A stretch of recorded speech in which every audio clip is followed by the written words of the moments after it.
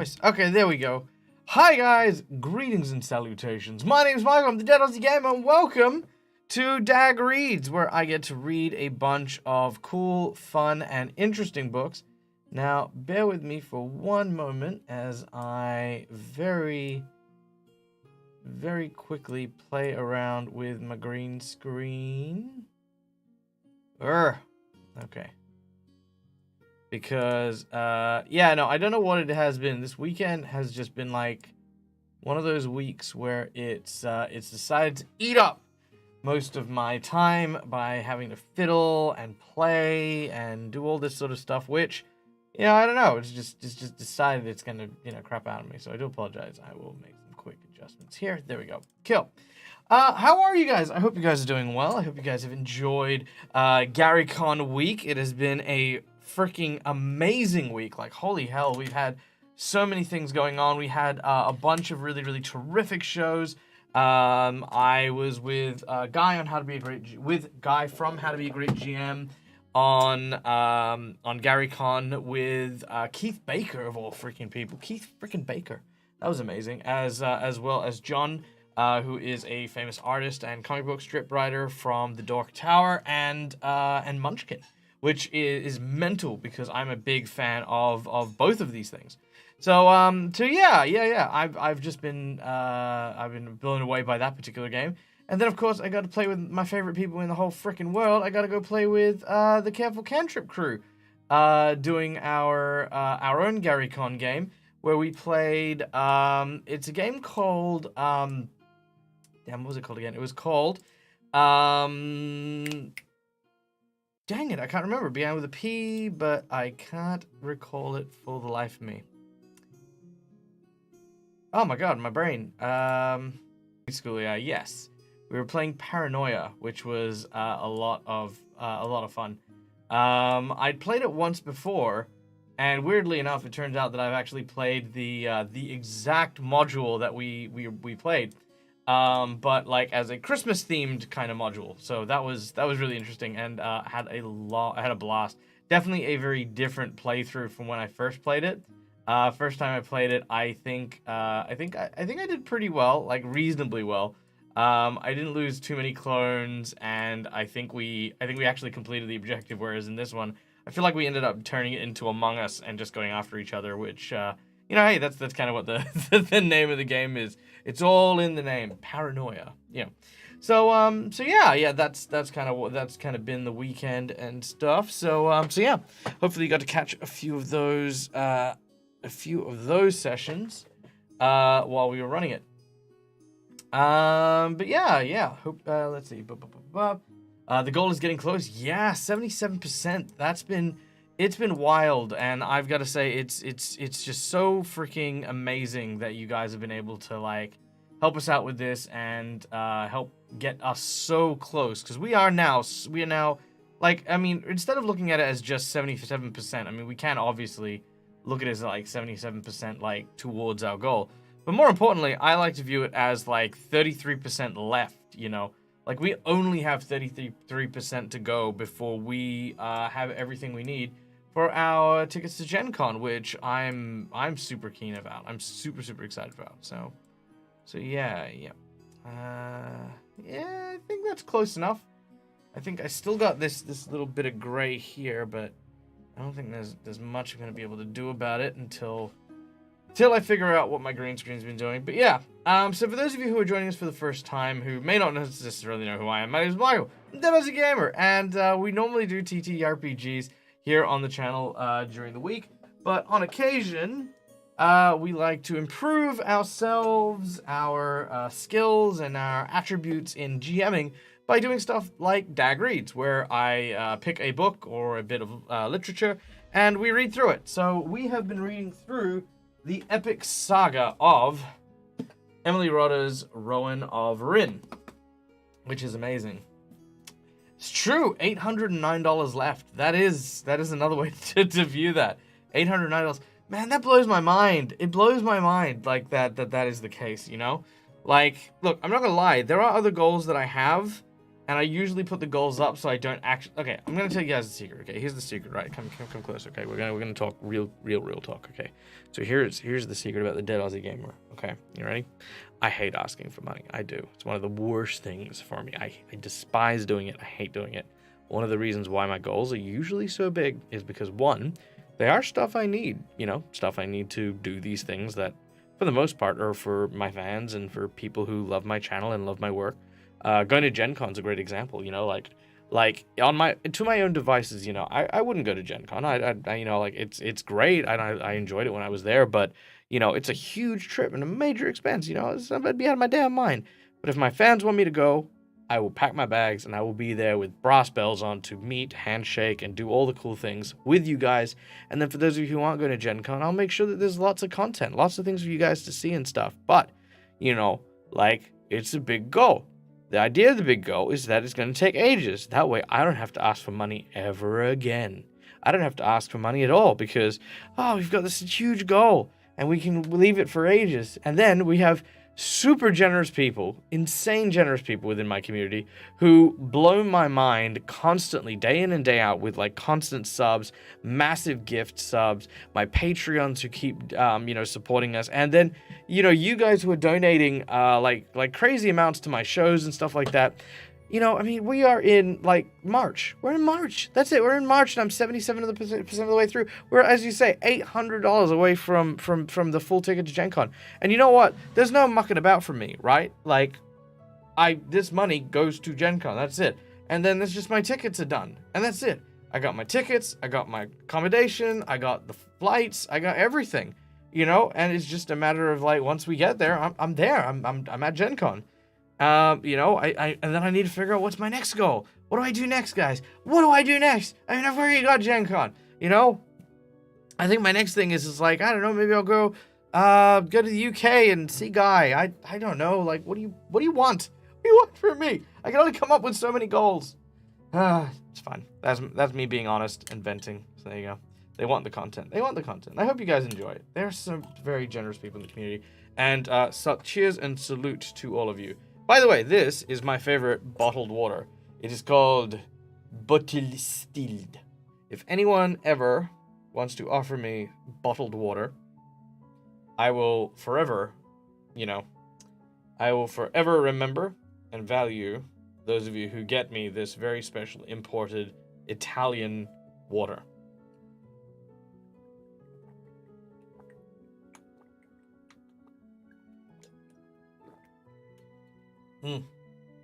Oh, it's amazing. It is my favorite bottle of water, and they sell it in a specialty store in the country, which I was visiting for my gourmet holiday. I know, you know what? You know how they always say, like, you know, oh, there's always these actors who are like, oh, yes, bring me my Fiji water. You know what? I'm not lying. I'm not lying. If that was in every room that I was in while doing, like, any of my, like, events and stuff like that, life would be good. You can stay in a D&D themed castle in the UK with Guy. You want a goal? It's true, Drake. You're absolutely right. That's definitely a goal. You know what? I won't lie. I'll tell you what. If it does come down to it, because I know Guy is getting married at some point later on down the track, and when he does, I have every intention to go to the UK to attend the wedding. I will absolutely see if I can convince him to do an ad hoc D&D in a castle type thing where we'll go together and either run like something for ourselves, or we'll maybe get the crew like you know, all the guys from the Dragonlance series that he did, you know, get us all in the castle and just have a bit of fun. Yeah. D&D themed castle together while playing D&D in person. Yeah, absolutely. Yeah, sure we can do that. Or, you know, like maybe attend a convention and do like a special celebrity like fan meetup. Like we find, like, we do a raffle for like one fan to spend the day with me, Guy, and a bunch of content creators, and just see what we do and like do what we do, and then we'll run a game. That could be a lot of fun. Maybe.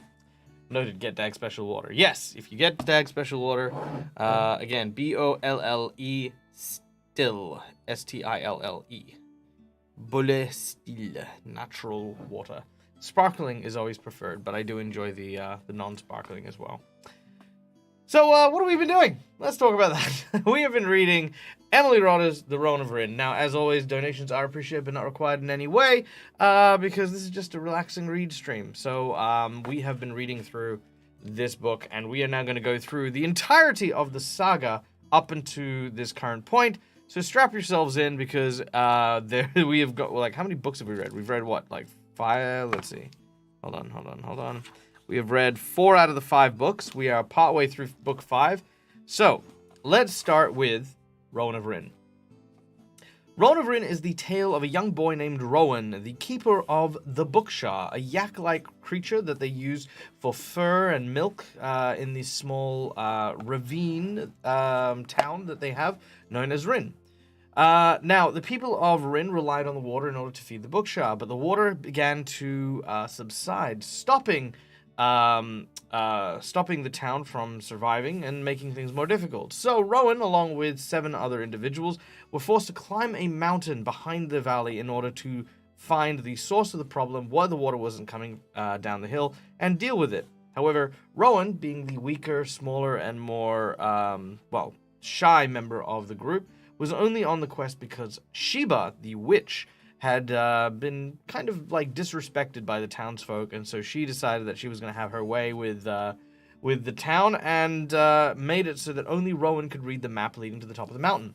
Once at the top of the mountain, after every single individual was unable to continue the journey, Rowan found himself alone, face to face with a dragon who was injured, and after helping the dragon, managed to melt the snow with the fury of the dragon and restore the sweet waters to the city of Rin, or the town of Rin. That was book 1. With his legend now cemented, in book 2, Rowan and the Travelers, we see the people of Rin's first ally, the traveling group known as the Travelers. A bunch of caravans and storytellers with colorful lights and bright stories. They travel around the continent, sharing their wisdoms with and trade with other people. Now, the people of Rin had come down from the mountain with these berries that they had gathered, and they thought that these berries were going to be a great way to improve their commerce. However, it turns out that there was a deeper history that they were unaware of. You see, the Travelers were once part of an ancient civilization who fell because of the berries that the townspeople had now planted in their town.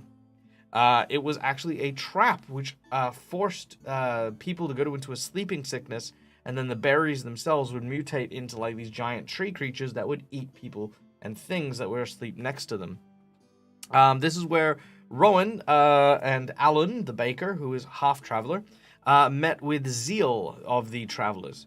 Now, she was not exactly entirely a traveler. She was an adopted character from the land of the Zebak, and that's when we first learn about the enemy of the people of Rin, the kind of warring tribes known as the Zebak.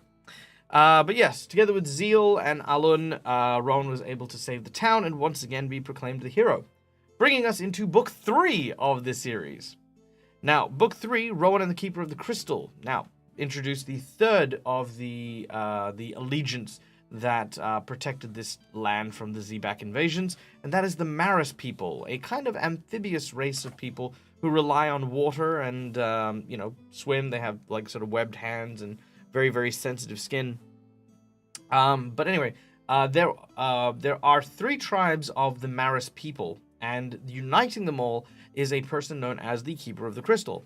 Every so often, the Keeper of the Crystal grows old in age and must pass the powers of the crystal on to someone else. But this requires what's known as the choosing, in which a chooser must choose a person from must choose a candidate from each of the 3 tribes to then take on the new role. However, once upon a time, there was a fourth tribe, but they were wiped out by the Zebak, and they were originally the choosers.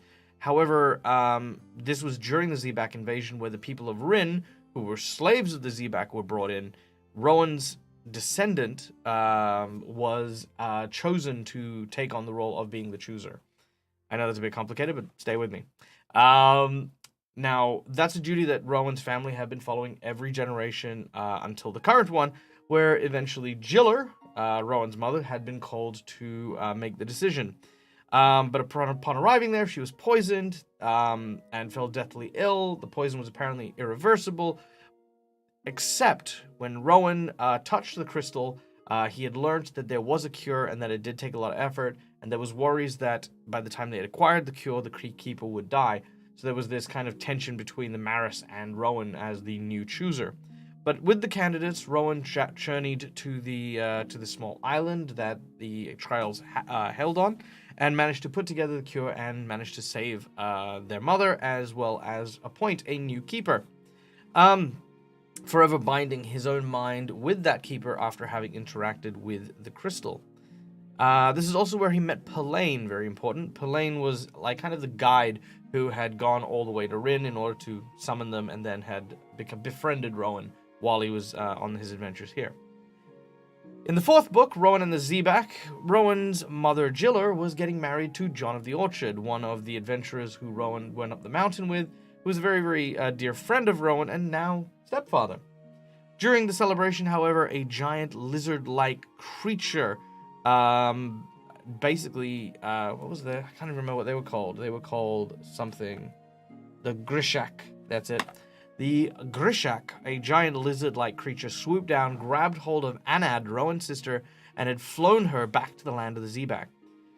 Sure that an invasion was on their way, the townsfolk began preparations to defend themselves, but Rowan, along with his friend Zeal from the Travelers, Perlane from the Maris, Alun the Baker, and with more guidance from the witch Sheba, journeyed across the Dark Seas in order to find the land of the Zebak and return with Anad. After infiltrating the city of metal that they live in and encountering a great number of the vicious Zebak, they learned that the Zebak intended to invade via air through these flying creatures that had grabbed Anad. After saving his sister, he also learned about the history of Rin, that they were not just slaves of the Zebak, but that there were more who had still remained in the land of the Zebak. Weaker, artistic, and creative individuals like Rowan was.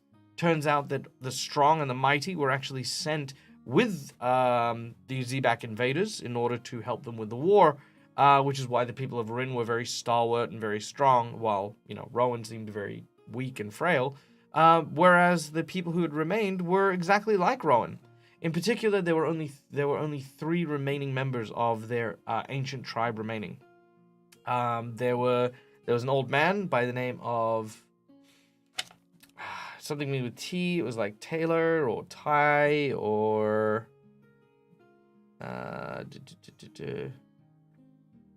can't remember what it was.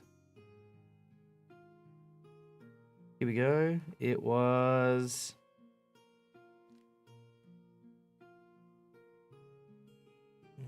right here. Where is it? It was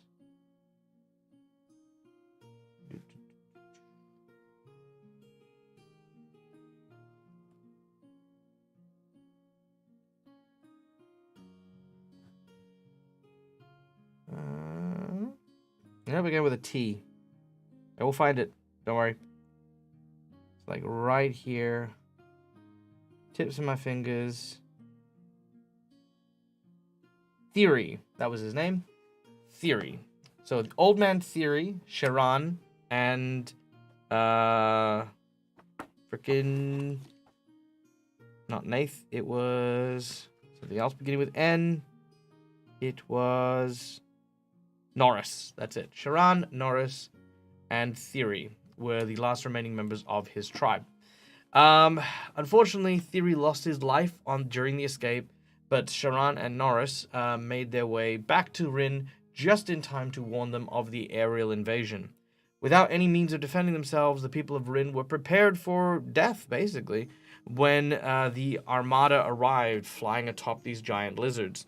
But one thing they hadn't counted on is that while the Maris people were able to defend the oceans with the giant sea serpents and the power of the crystal, the airs were no safer, for it was the territory of the great dragon of Rin, which very quickly made short work and taught a valuable lesson to the survivors of the Zebak army as its fury knew new bounds. Which brings us now to the final book, Rowan of the Bukshah, where we have now seen a harsh winter having gripped the valley and the people of Rin being unable to survive. They have chosen to move to the coast and survive with the travelers and the Maris for the time being, but a few have had to stay. Firstly, Old Lan, who is the elderly mayor of the town, she's staying behind because she is too tired to be able to make that kind of journey. Next up is Norris and Sharan. During the evacuation, Norris was attacked by a man named Neil the Potter, who believed that the winter had come because Sharan and Norris had been brought from the land of the Zebak with scrolls talking about their ancient past. Believing that this angered the mountain, which is why it was freezing over, Norris attacked, trying to destroy their silken scrolls, but Norris defended them and ended up injured and was now no longer able to make the journey. There was also Brondon, who was the furniture maker and another one of Rowan's friends. She stayed behind because she was able to help ensure that everything was secured and help them best with her strong body to survive the winter. And of course, Rowan was the last member to stay behind, as he was the one who had to try and keep the Bukshahs alive as best he could during that winter as well. So with this small contingent of people now having to survive through the winter to see the other side, hopefully in time to either have the winter have passed or have survivors and members of Rin return with some food and supplies, it has been an arduous journey thus far. Not only has the world been frozen in ice, but it's also been the group has been attacked by these giant, large frost worm-like creatures that have crawled from the snow and attacked, killing Neil the Potter and injuring Brondon, who is now in a critical condition. Now, as always, Sheba, the witch, has provided a number of insights to Rowan. Firstly, that he and Rowan had shared similarities in the past, that these prophecies and these harrowing acts that Rowan had done had come because of a strange magic that she wanted him to understand. Once again, she provided him with a rhyme that needs to be followed if he has any hope of surviving. The rhyme was this: "The beasts are wiser than we know, and where they lead, 4 souls must go. One to weep and one to fight, one to dream and one for flight.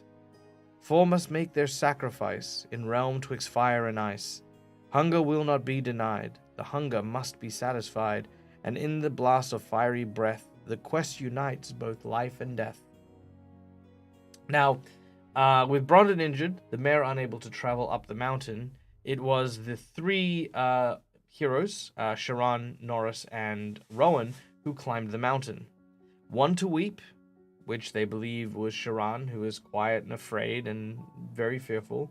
One to fight, which was Norris, who was very fiercely adamant in going up the mountain. One to dream, they believe, was Sheba, because Sheba had communicated to them in visions and dreams in the past. And one for flight, which is someone who is likely to run away, which Rowan believed was himself. However, we've just come to the realization that that is not the case, because atop the mountain, while they'd been traveling, they found a 4th member, Zeal of the Travelers, upon her flying kite, and it has now come to the realization that the 4 people in the rhyme were in fact Sharan to weep, Norris to fight, Rowan to dream, and Zeal with her kite for flight. And Rowan has now been filled with happiness at the sudden appearance of her friend. Now, Rowan and comrades are tracking the Bukshah through the mountains, trying to find where they had gone, hopefully finding that there's something that they know that we don't is going to help them survive. They'd just gotten through a maze, and Rowan had begun to see visions. His latest vision: "Within this veil the blind are wise, horror lurks behind your eyes. The cure is water from a well, where hate and anger do not dwell." That is the vision that Rowan had put forward to the group. What happens now is anyone's guess. So, let us continue. Rowan and the Bukshah. Also, hi Gravity, nice to see you. Rowan came to himself slowly and painfully. His head was throbbing. He felt dizzy and sick. He could feel a soft hand patting his cheek and could hear voices calling him. But he did not want to open his eyes. He wanted nothing more than to sleep. Sleep forever. But the voices would not let him rest. "Rowan, wake!" That was Zeal's voice, urgent and commanding. "We cannot stay here." "He is bewitched."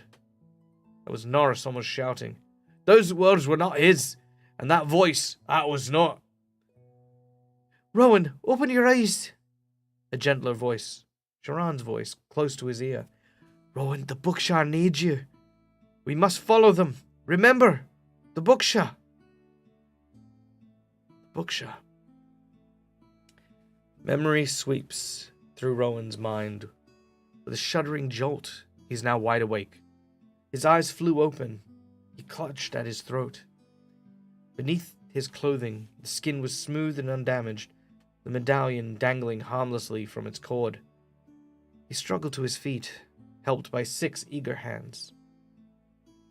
"What happened?" demanded Norris, clearly very shaken by what he had seen and heard. "You began raving words that had no meaning, Rowan, and your eyes rolled back." He broke off with a shudder. The medallion. The medallion. Rowan's voice was choked and husky. He cleared his throat and tried again. "Sharan asked a question, and the medallion gave me words to answer it. I cannot explain." "Do not try," Zeal said sharply. "We have our own advice and our warnings. There is danger beyond the archway. We know what we must do to protect ourselves against it. That is all that matters for now. We must move on and quickly. The afternoon is waning." Rowan nodded, and without saying anything more, began trudging unsteadily toward the glimmering blue light. Sharan, her eyes dark with fear, crept after him. Norris followed, continually glancing back at Zeal, searching her watchful face for answers to his confusion. At last, as the archway yawned ahead, filling their view, he could keep silent no longer. "What do you say we do now?" he burst out. "We know absolutely nothing." "Did you not listen, Norris?" Zeal snapped. "The rhyme told us that in the veil the blind are wise. Surely that means what we do not see will not harm us." "What?" Norris exclaimed. "Are we to walk into the unknown then with our eyes closed?" "We cannot do that," Rowan said, without turning around. "But we must make ourselves as blind as we can.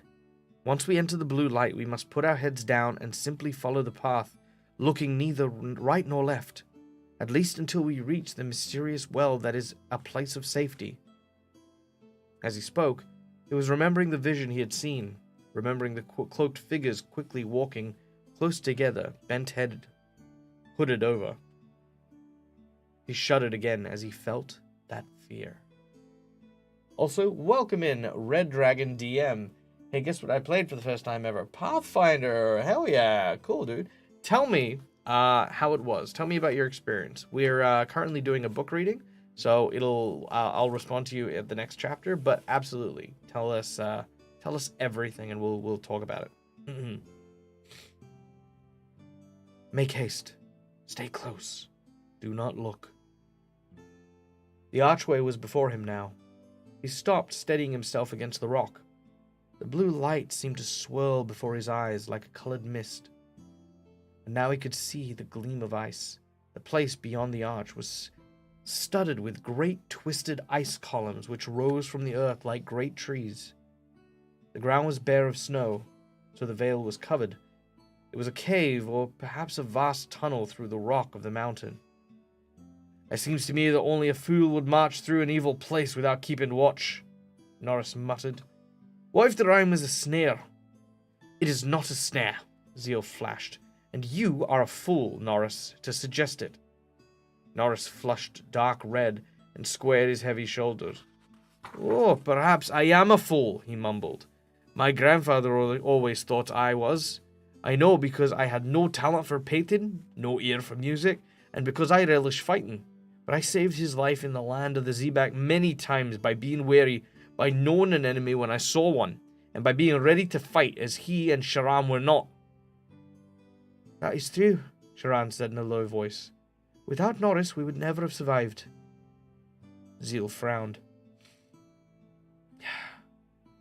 I beg your pardon, Norris, she said awkwardly. I spoke without thinking. You're right to be wary. You have not had as much experience of these rhymes and prophecies as Rowan and I have, but believe me, they can be trusted. Norris met her level gaze and nodded slowly. Very well, he said. But if we're to walk blind, at least let us stay close so that we cannot be separated. That would be wise, Zeal agreed. She moved closer to him and put her hand on his shoulder, blushing even more deeply, this time with satisfaction. Norris took hold of Sharan's shoulders, and Sharan took hold of Rowan's. Heads down, Rowan said, and heard Zeal murmuring a blessing. He took a deep breath and moved through the archways, his companions shuffling behind him. The blue light closed in around them, and with it came the fear. Fear seeped into Rowan's mind like a freezing water, chilling his blood and pooling in his heart. His skin prickled with awareness that they were not alone, that something was here, was aware of them, something filled with malice. He felt Sharan's hand tighten on his shoulder, heard her gasping breaths, and knew that she too was being gripped by the same terror. Keep your head down, he whispered. Even as he forced the words from his drying lips, he urged to raise his own eyes, but was becoming almost overwhelming. Spires of ice loomed at the edge of his vision, like blue shadows. The Bukshah hooves had only made faint marks on the hard ground, so that their narrow, winding trail was almost invisible here. Many times Rowan was forced to hesitate before cautiously moving on. Then the trail seemed to disappear altogether. A pillar of ice lay directly ahead. Rowan could not tell if he could turn left or should turn right, and stood paralyzed, desperately searching the misty ground. His forehead was beaded with freezing sweat. He was terrified of making the wrong decision. He thought of becoming lost, wandering aimlessly in this fearful icy maze, and it filled him with dread. He felt Sharan's hand pressed against his back, as if she was being crowded from behind. I've lost sight of the trail, he called. Wait. He broke off as Norris cursed ferociously, and Zeal gave a long, drawn-out hiss. Rowan felt a spurt of anger. Did they not know how hard this was? Let them try to lead then. I'm doing my best, he shouted. Be patient. There was a roar of baffled rage, then a weird, high cry. Suddenly Sharan was pushed into Rowan's back so violently that he had to stay upright as Sharan clutched at him blindly. Rowan felt his cloak pulled and twisted, and groaned aloud as he realized Sharan had turned to look over her shoulder. Sharan screamed piercingly as she screamed his name. Within this veil, the blind are wise. The words rang in Rowan's ears, but he could no longer listen. He swung around, thrusting the shrieking girl aside and partly behind him, as in horror he saw that they had walked into a trap. Two figures were grappling on the ground and were savagely fighting, rolling between the twisted columns of ice. Blue mist swirling around them, veiling them so Rowan could not see whether it was Zeal or Norris who had been attacked, but he could see the bright blade of a dagger. He could see the splatters of scarlet blood on the ice. Fumbling for his own knife, he shrugged his pack from his shoulders and sprang forward, shouting. One of the struggling figures threw the other heavily aside and leapt up to face him. The breath caught in Rowan's throat, and he drew back, his heart pounding with shock. Snarling ferociously before him was a Zebak guard, her face smeared with blood, the tattooed black line which had marked all her people running down like a frown furrowed along the center of her forehead. The Zebak raised her dagger and sprang at him, instinctively Rowan blocking her strike, seizing her wrist and twisting the dagger, holding the weapon back. Her weight threw him backwards against a pillar, which shattered like glass. His own knife fell from his hand and spun away. They rolled. Shards of ice spinning between them. He could feel the Zebak's hot breath on his face. He could feel her hatred. Her dagger gleamed above him, its blood-smeared point aimed at his throat. His hand and wrist were strong from his work with the Bukshah, but they were his only strength. They had already begun to tremble from the strain. How long could he hold this dagger back? How long? In the background, someone was screaming. Sharan. Sharan was screaming frantically for Zeal, but why did Zeal not answer? Why had she not come to help him? And suddenly Rowan knew. Zeal did not come because she was dead. No doubt. It was Norris, who had been last in line. This fiend had killed them both, and that they had been the Zebak's plan to pick the four off one by one as they shuffled blindly in the mist to ensure they would never reach their goal, never fulfill the prophecy. And why? Rowan's mind was working like lightning. Why? Because the Zebak wanted this land, the land that they had failed to conquer, to be doomed. They wanted the people to be punished for defying them. Scarlet rage blared through him. His hands tightened on the Zebak's wrist with a strength he did not know he possessed, and heaved her away, smashing her dagger against the jagged edge of the shattered pillar. She shrieked with pain and rage as the dagger spun away. Rowan dived for it and seized it and heard a strange sound. He looked up and saw, rising directly from in front of him, something dark and hideous. It was a squat, twisted tree, its thick, stubbled branches tipped with clumps of dull purple leaves, and were hanging and thrashing. Its fat white roots were already snaking hungrily towards him. Rowan's blood ran cold. This was one of the trees of Unrin, a tree with a taste for human flesh, a tree like those which he had long ago smothered in the Valley of Gold. Devil trees, Zeal had called them. She and Rowan had fought them together in the pit of Unrin. He had nearly died in their loathsome clutches, but the mountain was the tree's natural habitat, and this one was here, reaching out for him greedily. Shuddering with disgust, Rowan scrambled backwards, trying to keep his feet clear of the hungry snake-like roots. His cloak was tangled around his legs, hampering him as he tried, and with a surge of panic he realized that Sharan, shrieking, sobbing wildly, was now running towards him. Her cries grew louder and louder. He could hear her steps very near. "No, Sharan, keep away!" he roared, slashing the roots as they struck at him. His mind was racing. By now the Zebak must be clambering to her feet, her rage fanned to the white heat by pain of her injuries. She had lost her dagger, but she would attack him with her bare hands if she had to, injured or not. She was strong, very strong. She would do anything to complete her task. She would snap Sharan's slender neck like a twig. She would wrest the dagger from Rowan and kill him at last as well. But Rowan's heart gave one last great leap. The deviltry. The Zebak has no idea of knowing how dangerous it is. If he could lure her into its clutches. He risked a glance behind him to see if it was clear, and his heart seemed to stop as he saw, rearing above him, another twisted white shape with gaping blue-lined jaws and wicked needle-sharp teeth. And that is the end of chapter 11. All right. Any ideas what's going on? Let us know in chat. Hey, Karai, long time no see. How are you? I hope you're doing well. Thank you for joining us.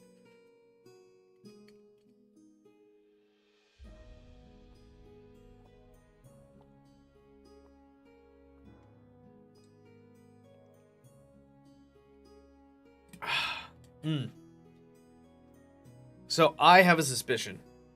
My suspicion is that the reason why the blind are good here is because you are shown visions of like illusions of enemies past. Like that just seems like the flavor of this particular challenge.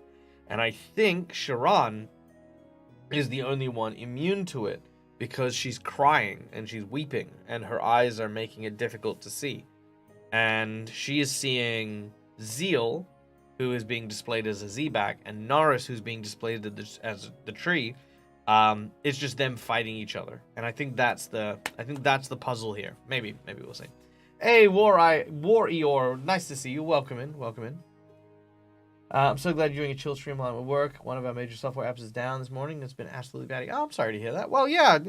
Sit back, relax, enjoy. I'm doing well, doing super, super well. It's been a long weekend because we've had some GaryCon appearances. I was on with Guy from How to Be a Great GM, doing some D&D and playing Paranoia with the Careful Cantrip crew, which was a lot of fun. So yeah, I'm super happy to be back doing the chill reading stream. And then yeah, and of course, as you can see, donations to Gen Con are going really, really well as well. We are almost at the point where we can, get all the tickets and square everything away, which is gonna be amazing. So yeah, still waking up, but I think the Z-Back Warrior Zeal, yeah, that definitely feels like an illusion. Definitely feels like illusion. Good evening, good evening, good evening. How are you, Creative? Hope you are well. Pardon me. Oh, it's tired. It's tiring. Yeah, no, but yeah, no. I think we're all kind of on the money on that one. But it's really cool because one of the cool things about these books is that, when you get the riddle, not only is there a thing given to the like what the danger you're about to face is, but there's also a solution given to something unique and very unexpected as a strength of one of the other people that are there. Like Sharon, for example, if I'm right about her crying being a way to obstruct her vision, it's such a weird thing, right? Like that was the poem that we got given, which was, let me read this out again. The poem was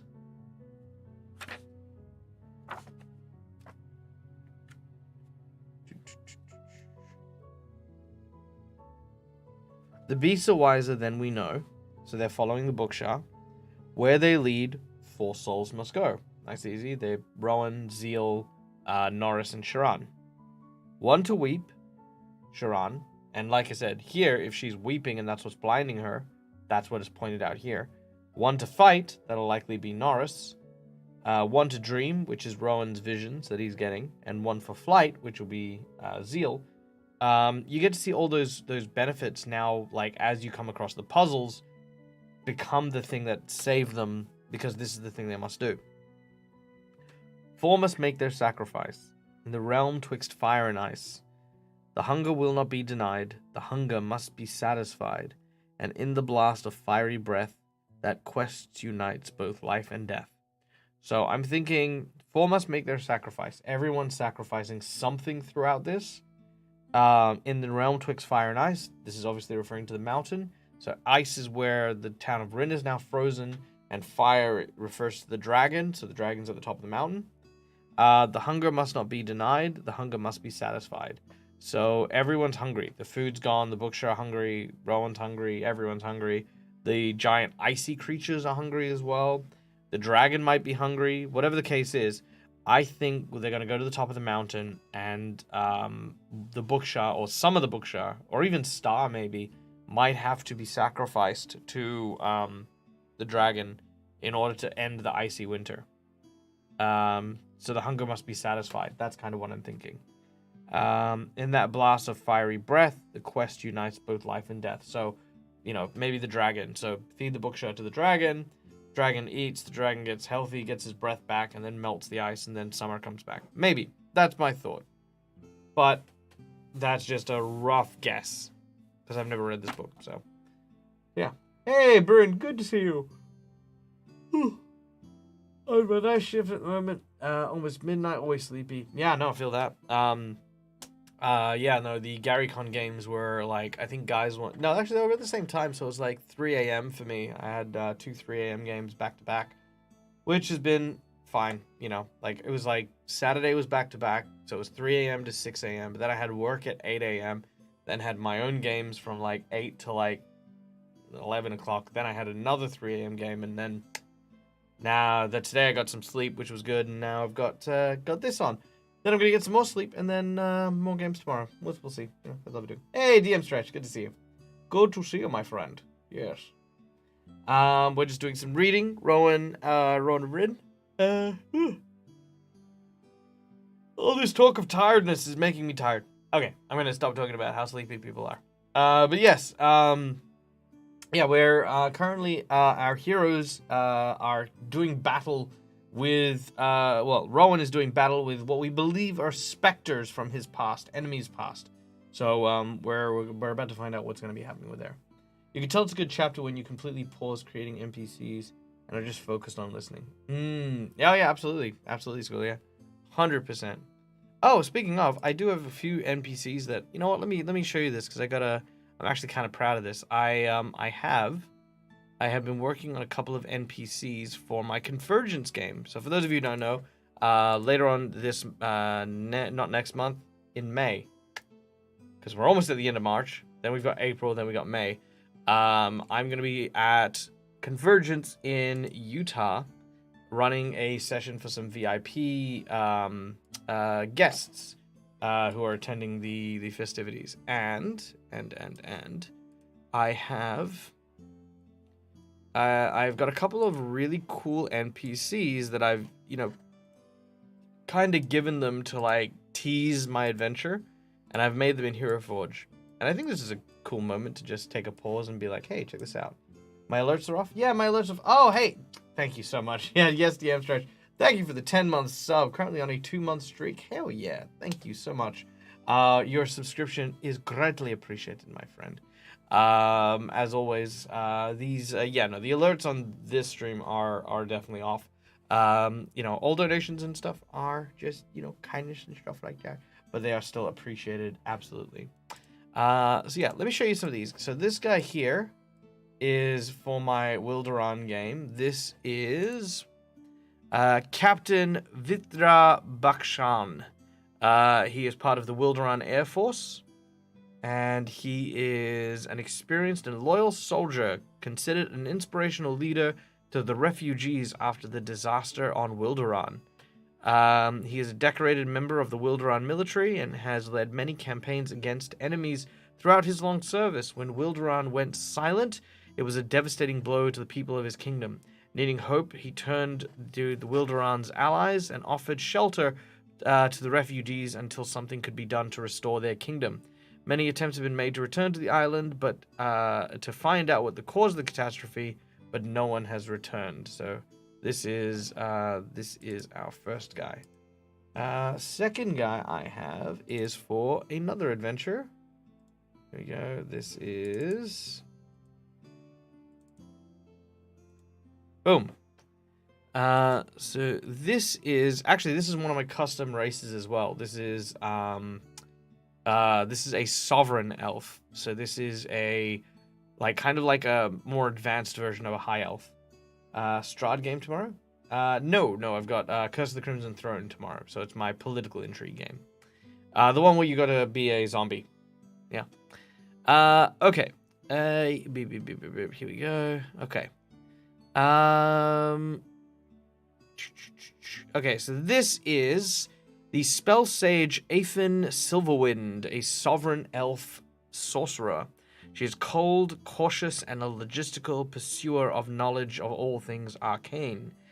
Aethin was ambitious and curious from a young age. At the young age of 112, she became one of the youngest elves to earn the title of spell sage.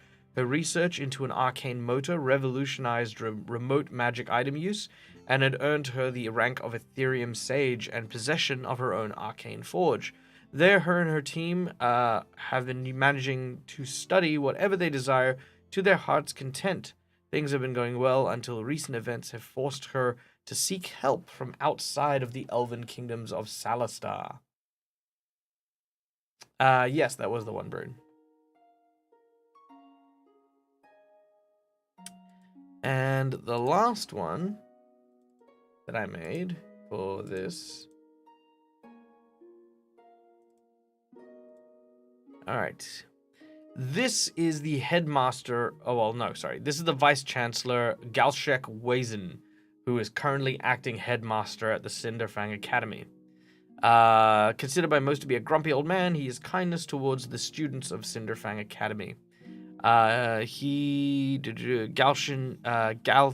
Wazen has lived an unnaturally long life, long enough to have remembered the age of Fury's Watch, long enough to have known the legendary hero Cinderfang, both as enemy and ally, after the freeing of the feral races from the influence of the Tarask.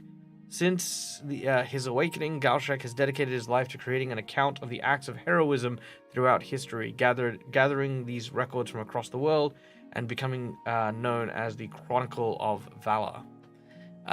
It came as a great surprise to him when years later the youngest child of his oldest friend would ask him to teach the new generation of heroes in an academy named after his father.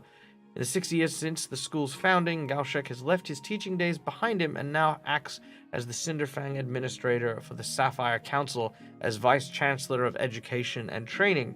Since the disappearance of the headmaster of Cinderfang, however, he has now served as the principal until a more suitable candidate is found. So there you go. So that's my Cinderfang account. Basically my Harry Potter principal.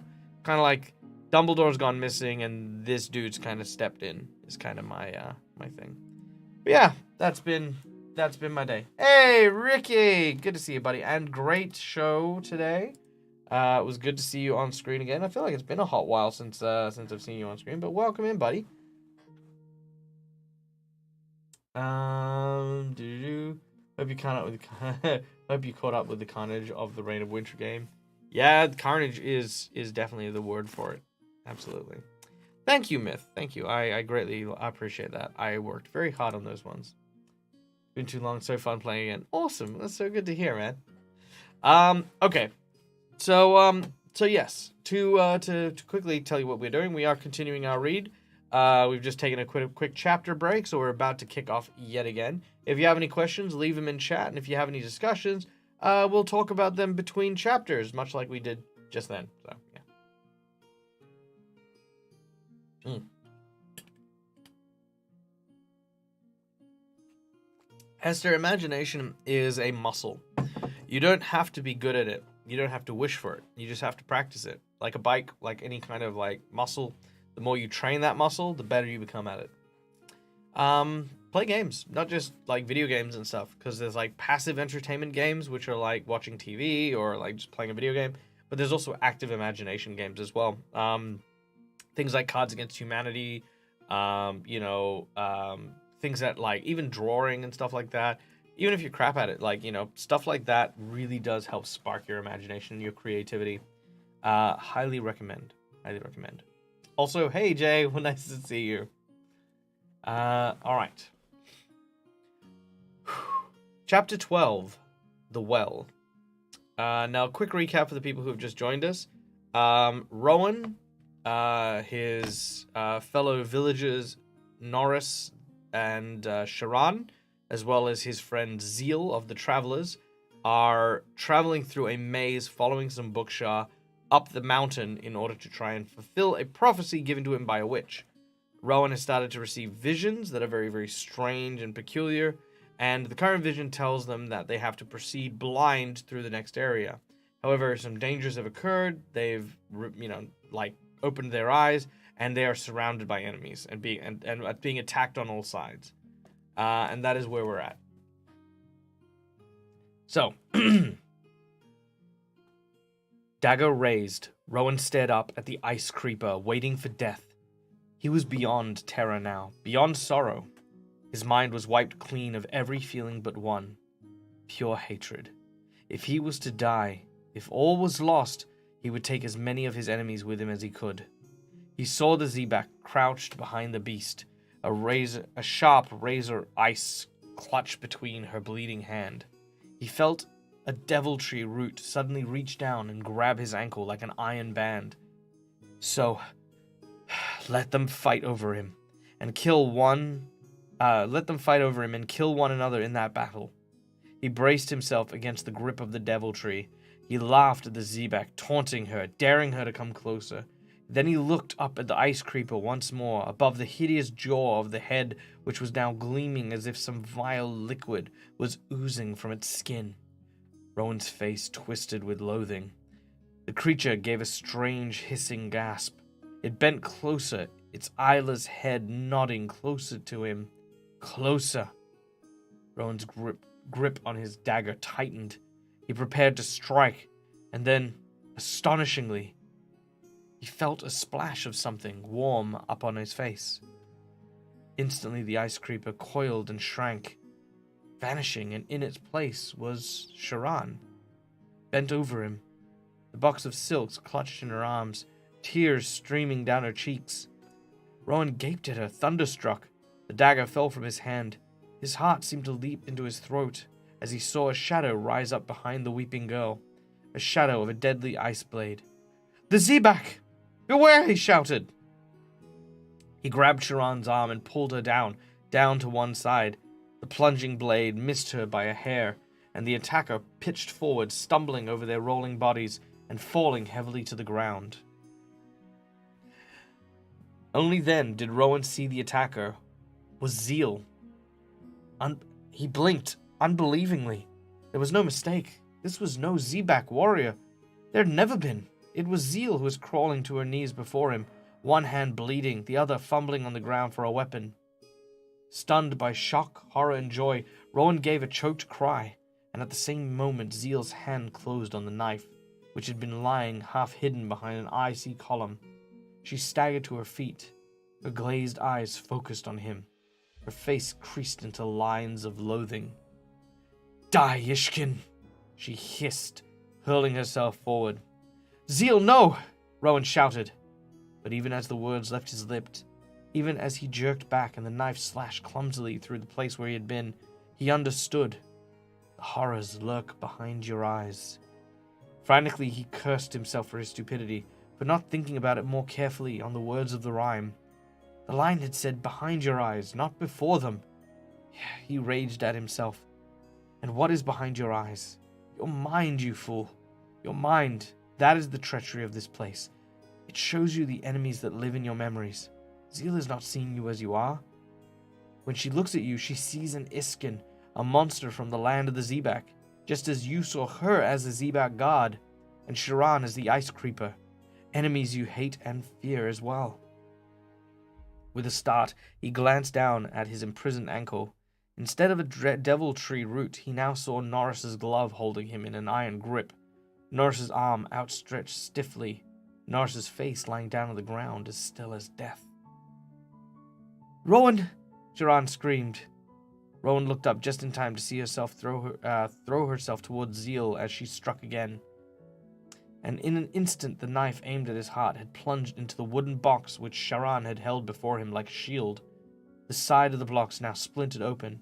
The precious rolls of silk began sliding out and spilling and rolling upon the ground. Sharon gave an agonized cry. Zeal seized her and threw her violently to the ground. "So you would feed me to the Ishkin, would you, God?" she hissed at Sharon. "You would like to see me skinned and dragged underneath the earth like my friends? Well, no doubt you have your wish. But you are coming with me, alive or dead." Her bloodstained hands... Wait, sorry, what? Nope, sorry, wrong voice. Let me try that again. Different voice. "So you would feed me to the Ishkin, would you, God?" she hissed at Sharon. "You would like to see me skinned and dragged to the earth like my friends? Well, no doubt you'll have your wish, but you are coming with me, alive or dead." Her bloodstained hands moved to Sharon's neck and tightened. "No, Zeal! No!" Sharon sobbed, clawing feebly at the strangling fingers. Rowan struggled to pull Zeal back, to break her hold. It was useless. Her mind was roaring with horrors. Must he use Zeal's own dagger to save Sharon? Was it to come to that? What's wrong with her?" "She thinks you're a Zebak god," Rowan said. "I thought she was until..." He broke off. "Until what? Until what had broken the illusion?" What had broken the illusion?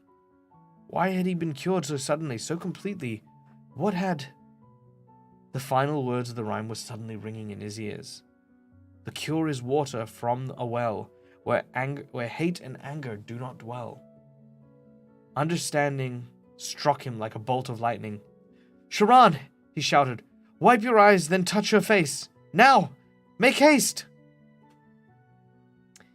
It was typical of Sharon that she did not question him, did not hesitate. She lifted her hands from her throat and smeared tears from her eyes, and then placed the fingers on Zeal's cheeks. And instantly, Zeal blinked and lurched back, her face showing her shock. Her hand fell from Sharon's neck, and she stared at them, almost as if they did not belong to her. Zeal, shouted Rowan, filled with joy. She turned to him blankly, then memories flooded through her mind. She looked down at Sharan lying gasping amidst the tangles of silk. What have I done? She breathed aghast. Do not grieve, Sharan managed to say, crawling to her knees. 'Twas not your fault, Zeal. Truly was not. You did nothing that I did not do, Zeal, Rowan said. And Norris. Sharan was the only one of us who... A low groan made him turn in alarm. Norris was now waking. He lifted his head and opened his eyes. He looked full into Rowan's face. His eyes darkened, and he bared his teeth. His hand tightened on Rowan's ankle. With a cry, Sharan began crawling painfully towards her brother, and swiftly Rowan reached out and swept his fingers over the girl's wet cheeks and smoothed the tears onto Rowan's furrowing brow. Norris shuddered all over, and then the frown lines began to vanish from his face, leaving it smooth in bewilderment, almost like a child. I was dreaming, he mumbled. Sharan, you're alive, and Rowan, but I thought... Abruptly, his face became alert, and he began to struggle to rise, blood flowing freely from a terrible knife wound in his side. Norris, do not move, Sharan cried, but Norris had already gained his feet and was looking around wildly. There's a Zebak guard here, he hissed. She killed Zeal and took her place somewhere out on the trail. I blame myself. I heard nothing. I only knew when I turned to speak to Zeal after we stopped. The fiend attacked me and we fought. He tried to straighten and groaned, clasping his side. And there's a fighting Grak too here. Huge. A killer. I had a hold of it. I was trying to keep it back from you, but now I cannot see it. Rowan, Sharan, get behind me. Where's my sword? My sword! Rowan saw his sword lying on the ground. He picked it up and thrust it into Norris's hand. Here, but you do not need it, Norris, he said. There is no one for you to fight. No guard, no Gakt. Just as there was no ice keeper, no deviltry for me. No Ishkin, Zeal added soberly, limping over to join them. They were illusions, Norris. We almost killed one another fighting our memories. Norris swayed his head in confusion. But I saw nothing, Sharan said huskily, one hand by her bruised throat. I only saw all of you attacking one another. And your faces. A shadow seemed to cross her own face as she shuddered. You saw nothing because you have no enemies to see, Sharan.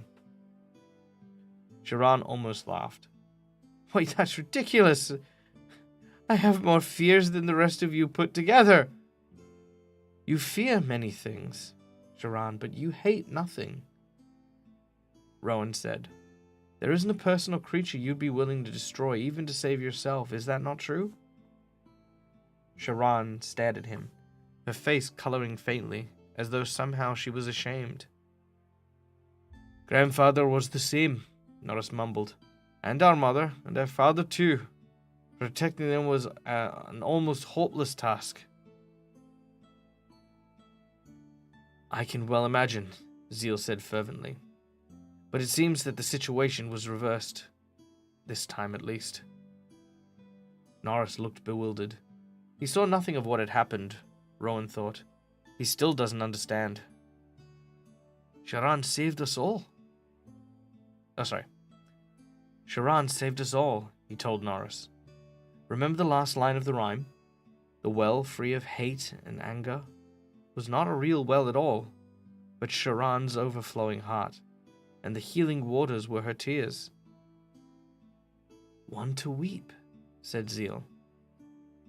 Sharan blushed, deepened. Norris scowled. Then why did the rhyme not say so plainly? He growled. Why should we be tricked and puzzled by a riddle? Perhaps because life itself is a riddle, said Zeal. And as we journey through it, we must all solve these puzzles for ourselves. She spoke lightly, but her eyes were thoughtful. Sharan began collecting the scattered rolls of silk. I cannot see the Bukshah, or their tracks, she said nervously. I fear we may have lost it. But Rowan could see his pack still lying where he had dropped it not too far away. All is well, he exclaimed. That is where I left the path. Thank heavens, sighed Zeal. Then let us bind our wounds and mend the box of silk somehow. Then leave this accursed place as fast as we can. The very air here sickens me. Within the hour, the companions were now slowly threading their way through the columns of ice once more, this time with Zeal in the lead. It had not taken long for keen eyes to pick up the trail that Rowan had been unable to find. All 4 of them were hurt, but Norris was in a worse state. His injured leg had been further damaged in the fight, and the wound in his side was deep and painful. But was his suffering the only reason for his heavy silence?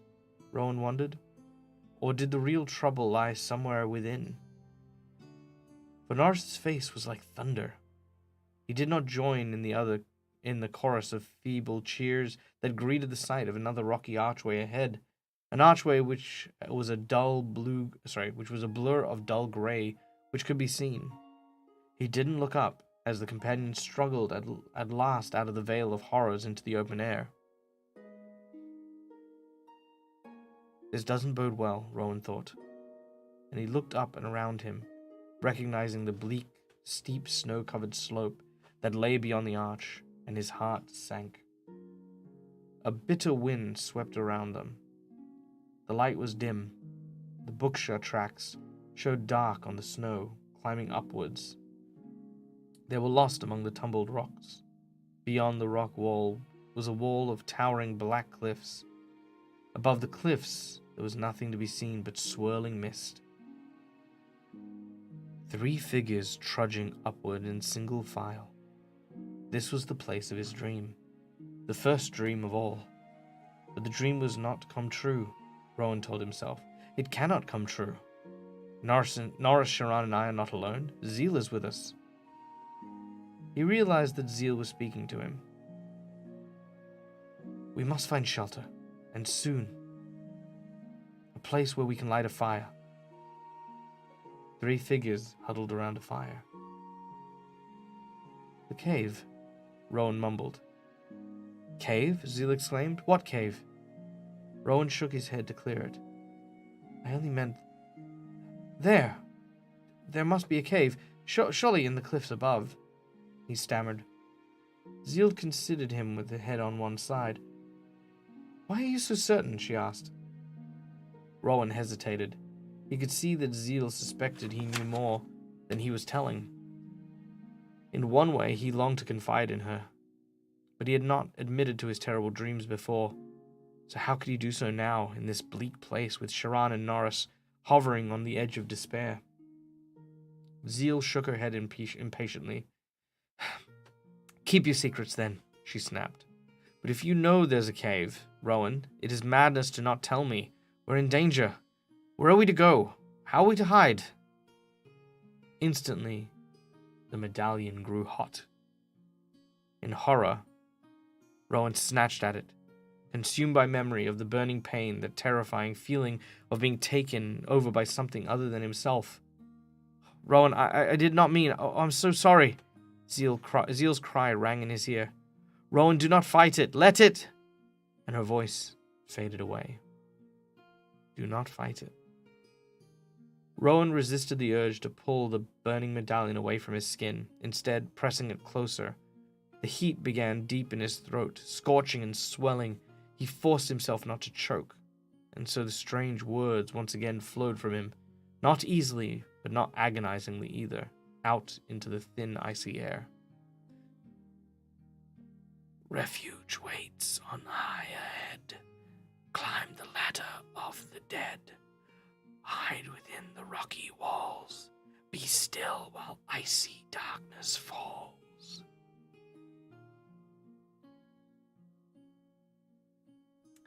End of chapter 12. On to chapter 13, The Climb. Alright. Doing good, making great time. Enjoying all of the cool stuff that's going on.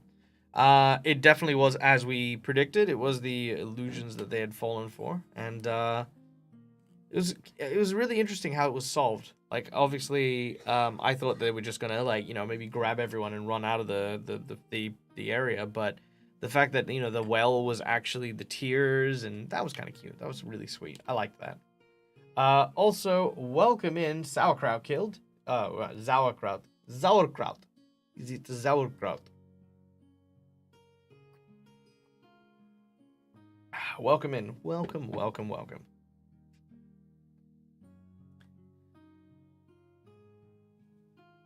All right. Well, if there are no questions or things for this chapter break, I'm just gonna do a quick stretch. Oh, there it is. Whew. Oh. Oh, tell you what, getting old is not fun. I'm not even that old. But I'm starting to get old man things, which is fun. Alright, so. What say we press on to chapter 13? The Climb.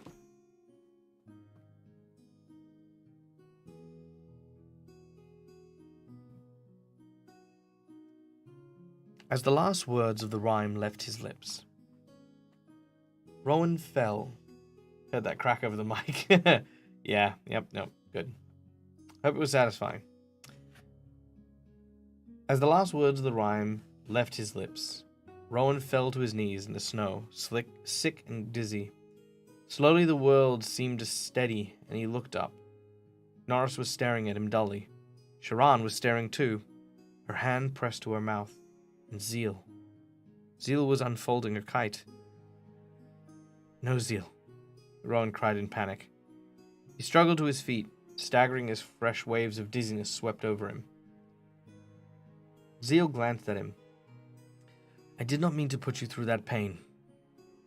I did not mean to put you through that pain, Rowan, but at least I can make it worthwhile, she said. The rhyme spoke of rocky walls. There must indeed be a cave up ahead. I'll search for it from the air while you begin to climb. No, Rowan argued desperately. One of your hands is injured, Zeal, and it's too dangerous to fly here. If the wind changes, you'll be dashed against the cliffs. Zeal raised her head. You forget, she said quietly. I'm a traveler's forerunner. My task in life is to fly ahead of the tribe in all weathers, seeking shelter, watching for danger. My skill can aid us now. I would not risk the extra weight of a passenger, but alone I can do it, one-handed if I must. She lifted a kite so that its yellow silk billowed above her. I'll see you again, Rowan, she said. Rowan recognized the words. They were used by travelers farewelling one another in perilous times. I will see you again, he replied. Zeal grinned at him and turned to face the wind and was swept up and away. For a moment, Rowan watched the kite swooping above them, a splash of brightness against the background of white, black, and grey. Then he turned back to Sharan and Norris. They were both watching Zeal, Sharan with fearful wonder, Norris in despair. The young man was swaying where he stood, his face lined with strain, his shoulders bowed. Rowan's heart began to sink. We should light torches before we move on, he said. We have a long climb ahead, and at any moment... His voice trailed off as he met Sharan's terrified eyes. He didn't have to remind her of what may even now be sliding towards beneath them. Norris said nothing. Even when Rowan thrust a flaming torch into his hands, he did not speak, just turned and began to limp away, following the Bukshah tracks. Sharan glanced at Rowan, her eyes filled with anxiety. Let him go, Rowan said. Just follow. Dread weighed him down. He knew what was going to happen next, but he was powerless to prevent it. Learn what is to be what I am. Learn what it is to be what I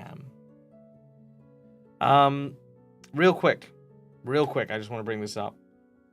I would absolutely be second-guessing having Zeal flying around, because if you remember, the skies belong to the dragon. And that's a big, bright yellow kite. I am very worried that the sacrifice is going to start now. I am worried that the first sacrifice might be zeal. And I'm very, very, very, very, very tense. Okay. In single file, the three trudged upwards. In Rowan's mind was the vivid picture of what they must look like. The tall, limping figure in the lead, the small, fragile figure next, clutching a long wooden box, and he himself last of all. Unable to resist the temptation, he looked, turning down behind him, and saw nothing but the snowy wastes, black rock, and the archway glimmering blue. Rowan, what is it? Sharan had stopped and stared at him in alarm. Rowan shrugged, determined to say nothing. He saw that Norris had also stopped and turned. Norris's eyes were haunted, but he did not speak. This, at least, is not the same as it was in the dream, Rowan thought. With a flash of hope. Hey, Dragon at Rest. Yeah, we're doing a book reading. You know what, just because you're here, let's give you a quick recap. Winter has come. It isn't leaving. People from the town have left. Few people have now gone up a mountain following a prophecy. The prophecy is as follows. It's a rhyme. It's a very cute little rhyme. But I will read the prophecy for you. In a moment. There we go. The beasts are wiser than we know. Where they lead, 4 souls must go. One to weep and one to fight. One to dream and one for flight. 4 must make their sacrifice in the realm twixt fire and ice. The hunger will not be denied. The hunger must be satisfied. And in that blast of fiery breath, the quest unites both life and death. So with this rhyme leading them, the group has climbed up the mountain. So far, we have answered part of this riddle in that they came across a valley where they turned on each other. And one of the characters was crying. Sharan, and the tears that she was crying was able to break them out of their stupor. And now they are climbing up the mountain where one of the characters who is able to fly is now flying up to try and scout for a new refuge for them to rest. They also know there's a dragon at the top of the mountain, which we just mentioned. And one of the party members is injured and is kind of like falling into despair. Another party member, the one who was crying, is like kind of afraid of everything. And then there's Rowan, our main character, who is trying to keep everything together while he's getting these visions coming and going from his mind, very similar to the crazy witch lady that used to live in their town. The rest of the townsfolk, save for a couple of others, have like left the village to try and go get help and survive the winter. But hopefully this will solve that problem. But we will see. We do not know. There you go. Any questions? Please ask. Okay.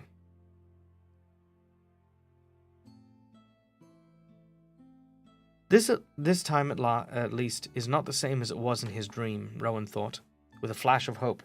By holding my tongue, I've changed things. Perhaps. Let us move on, Sharon urged.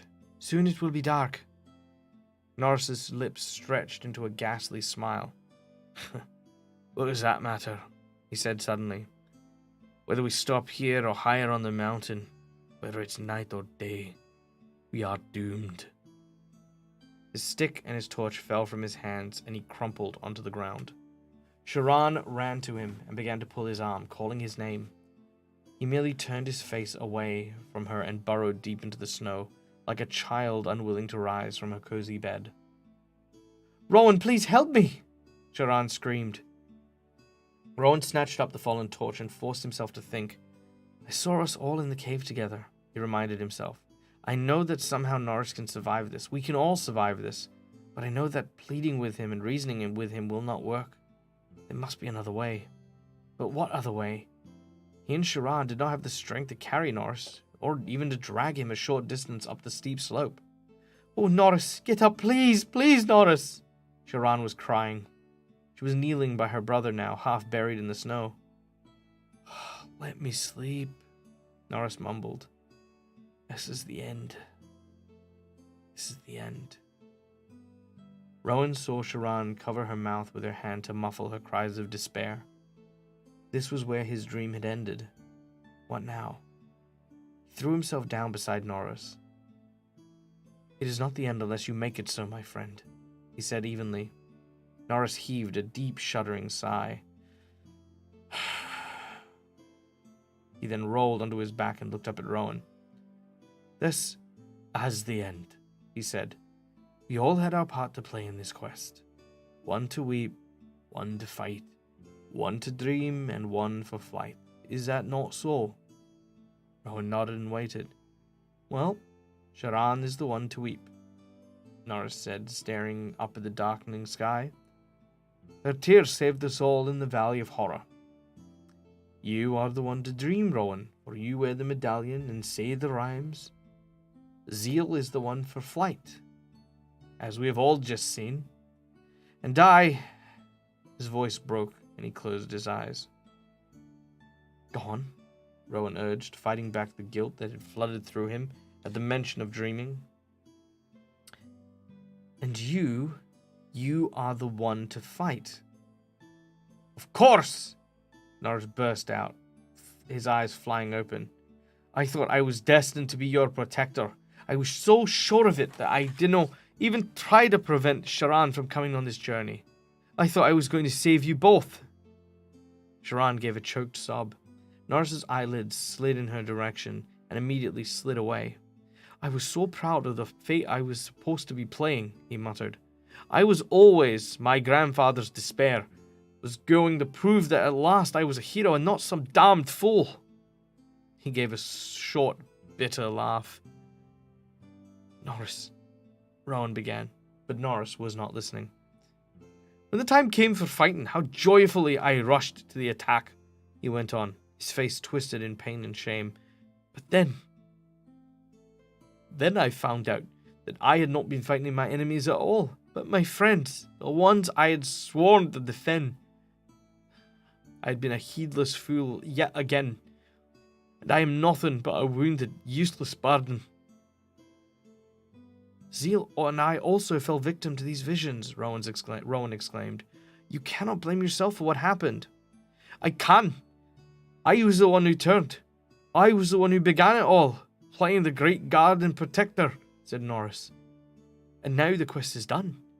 I realized it when I saw Zeal launch her kite.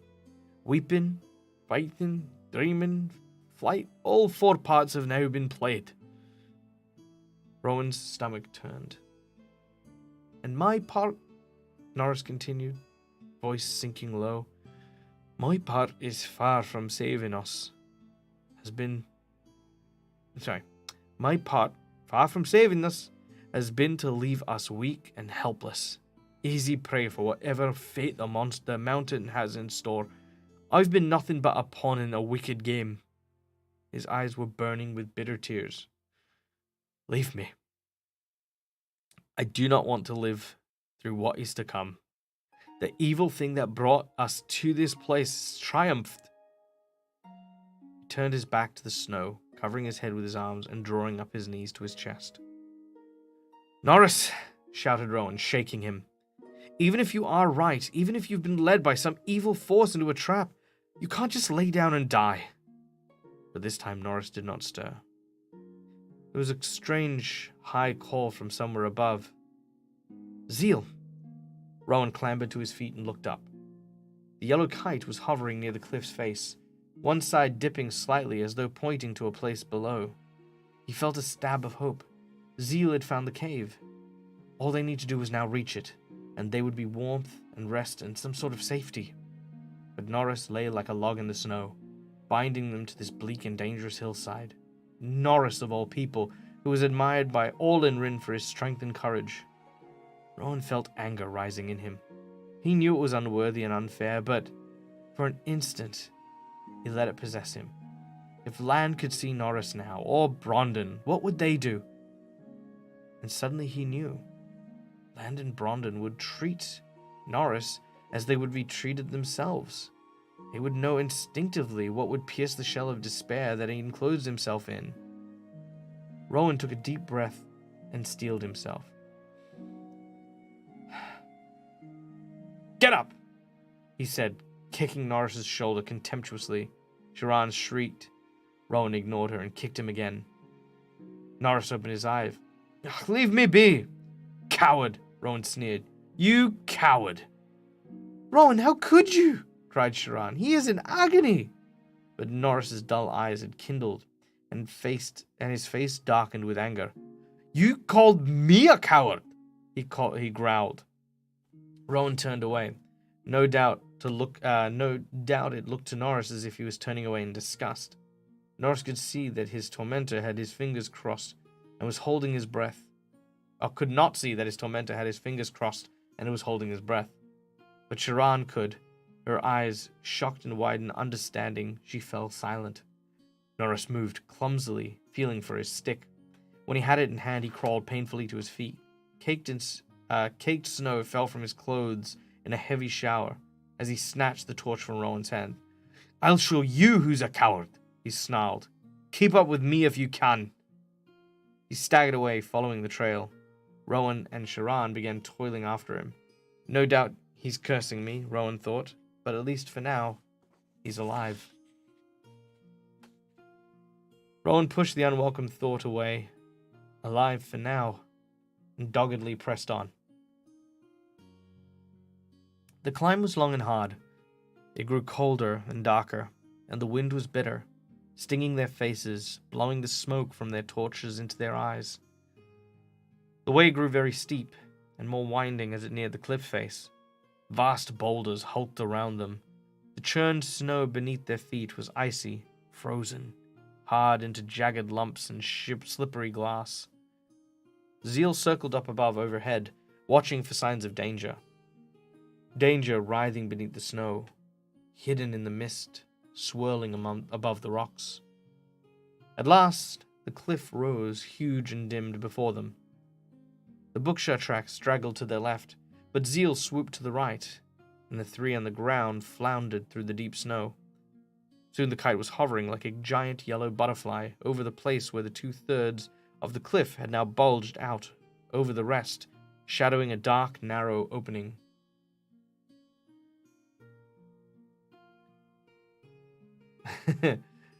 Very, very good point, Creative Garden. Rowan at once recognized the opening of the cave of his dreams. Though without Zeal's help, he surely would have passed it by. Seen from the outside, the narrow, ragged triangle seemed merely like a crack in the rock, and was not at the base of a cliff as he had expected, but 1/3 of the way up, below the overhang. Refuge waiting on high. The rhyme had spoken the literal truth. The cave was a high refuge indeed. How were they to reach it? The cliff face below was straight and smooth, impossible to climb. Rowan quickened his pace, passing Sharan and Norris, almost running. When he was directly below the cave, he flattened himself against the clay face and lifted his hand as high as he could. The tips of his fingers fell short of the opening by at least 1 body's length. Climb the ladder of the dead. You must stand on my shoulders. You must stand on my shoulders. Startled, Rowan turned. Norris had come up behind him, and his face was drawn with pain and exhaustion. You first, Rowan, so that you can help Sharan from above, Norris said. Zeal can follow her. Norris, you are not fit, Rowan began, but Norris shook his head. To reach the cave, you must climb a ladder of the dead, so the rhyme said, he muttered. But what am I but a dead man? Sharan, still struggling towards them, heard the last of his words and exclaimed in horror, but Norris did not turn to her. His eyes were fixed on Rowan. I cannot reach up to that gap, and the 3 of you together could not lift me. But I can be of service to you, and then perhaps you, Zeal, and Sharan might have a chance of surviving this. It would mean so much to me to think that it might be so. Rowan, I am begging you. Rowan could not deny him. Quickly he nodded, and with a muffled groan, Norris bent his back, ignoring Sharan's cry of distress. Rowan climbed onto his broad shoulders, and then as Norris slowly straightened, he lifted his hands and grasped the base of the cave mouth. His muscles strained as he hauled himself upwards. His boots scrambled uselessly on the small rocks of the cliff face. Though falling back onto the ground, having caused Norris pain for nothing, he gave up the strength in his arms. For a few moments, he was then sprawled panting on the cave floor. I read that wrong. Let me try that again. I feel like that was confusing for me and anyone who was listening.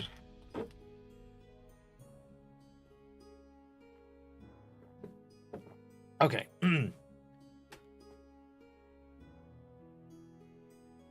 Then, as Norris slowly straightened his back, he lifted his hands and grasped the base of the cave mouth.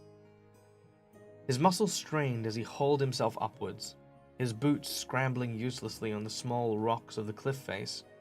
But the thought of falling back to the ground, of having caused Norris pain for nothing, gave strength to his arms. In a few moments, he was sprawled, panting on the cave floor. The cave was gloomy but shallow. He could see well enough to tell that nothing lurked in its shadowy corners. Quickly he squirmed around so that he was facing outwards again, and slid forward so his head and shoulders protruded from the cave mouth. Norris was bent, doubled. Sharan was crouched beside him, sobbing. "Sharan!" Rowan called, stretching out his hand. But she was shaking her head. "He's in agony!" she cried. "I cannot do it!" Rowan heard her cry. A sharp warning from above. He looked up and saw the yellow kite was wheeling and plunging. Zeal was signaling wildly. He looked down again, and his heart thudded as he saw the thick snow further along the cliff was moving and rising to a small white drift. Something was rushing towards Sharan and Norris along the base of the cliff, snaking through the snow like an eel through water. "Ice creepers! Sharan, Norris, beware!"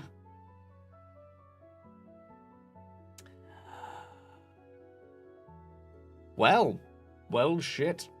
For those of you who don't know what ice creepers are, ababoosh! There, those are the ice creepers.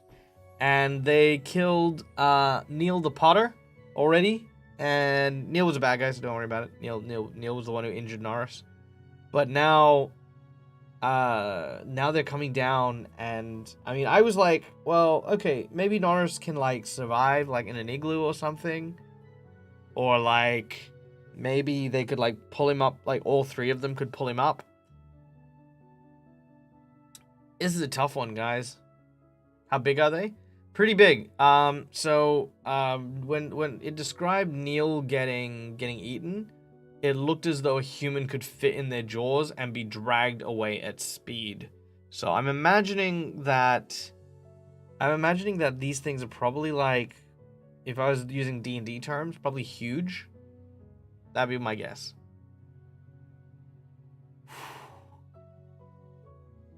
Wait, you could lie without crossing your fingers? No, you must have typed that with your fingers crossed.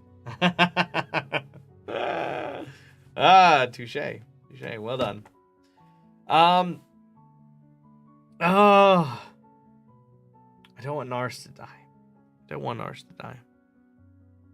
I've had a hard week. I've had a very hard week. I just want characters to live. I want characters to do stuff and be happy. Is that so much to ask? You lost Wi-Fi for a bit? Well, Myth. I hope you caught the end of that last chapter, because we're in for a doozy for the next one. Like, I'm like sad. I'm like where Norris was, you know? Like, you're just sitting there just like, this is the end, man. This is like all over, and this is a series of novels. Yes, it is. The series is called Rowan of Rin. And there are 5 books. This is the last book. Each book is kind of standalone, but does have a sequence in order. Basically, young boy gets given a prophecy, follows the prophecy, does something heroic despite the odds. This book, I mean, okay, so one of the books, like, it wasn't until like book 4 that we saw the first, like, like the first death kind of thing. And this book's hitting them pretty hard. So I'm like, I don't know. I'm like, man, I'm not ready. I'm not ready for more death. This was supposed to be like, because this is a children's book, right? Like this is like a young adult book, and like to go through 3 books and have like almost no repercussions. Like people weren't even injured. Like in all of book 1, like one guy gets frostbite, right? That's basically the worst that happens. And then like when the first death happens in the series, it was a shock. It was like, oh my god, that's like he dead. He's gone. Holy fuck, that's crazy. And now this one's just been like, oh man, how we don't even know if Old Land's gonna make it or Brondon's gonna make it. Neil the Potter got dragged away, and now we, now what's gonna happen? Just let's read. That's the only way we're gonna find out. Okay, just the only way is through. That is the truth. That is the truth. If you have any questions, by the way, about any of the characters and stuff like that, Dragon, please feel free to ask. Again, like we do break between the chapters, and I do want you to. If you want me to invest in things, then yeah, we'll do that. Maybe we can build a campfire, sing a song. Yeah. Game over, man. All right. Okay.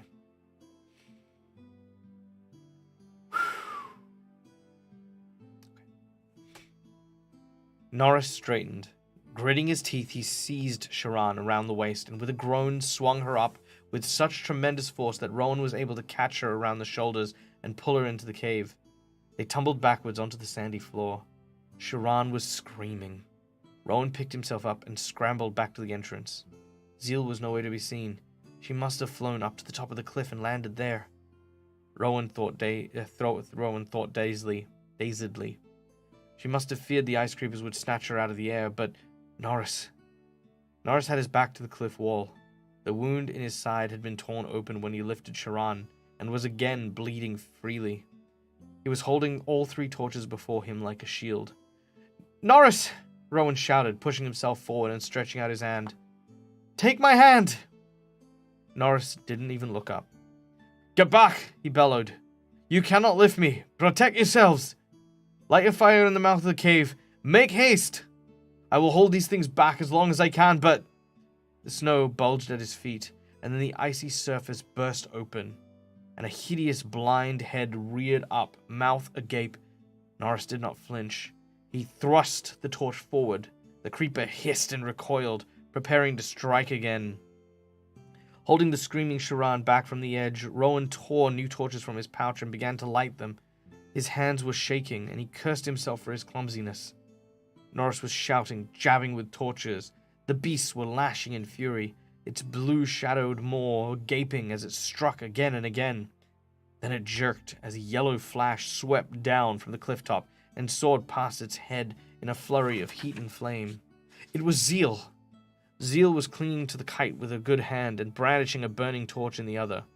She had landed on the cliff atop the cliff for certain, but she had stayed there only long enough to coax a torch to light. The ice creeper hissed and struck, catching the edge of the yellow silk in its teeth. The silk ripped with a high and terrible sound. The kite shuddered and tipped sideways and began to slowly flutter downwards. The creeper reared and twisted towards it, ready to strike again, and Norris saw his chance and took it. With a bellow, he lunged forward, pushing the 3 bunch torches straight at the beast's unprotected body. There was a ghastly sizzling and a sour smell, a hot smell. Dark blue mist gushed from the hissing roar that the beast emanated from its gaping mouth. For a moment, the great body seemed to tremble in the air. Then as Norris stumbled hurriedly out of its way, the creeper collapsed again. The creeper collapsed against the cliff face and lay still. Norris stared at it with glazed eyes and a heap of flabby coils that Norris stared with glazed eyes at the heap of flabby coils that reached almost the cave mouth. He did not turn his head up as Zeal came beside him.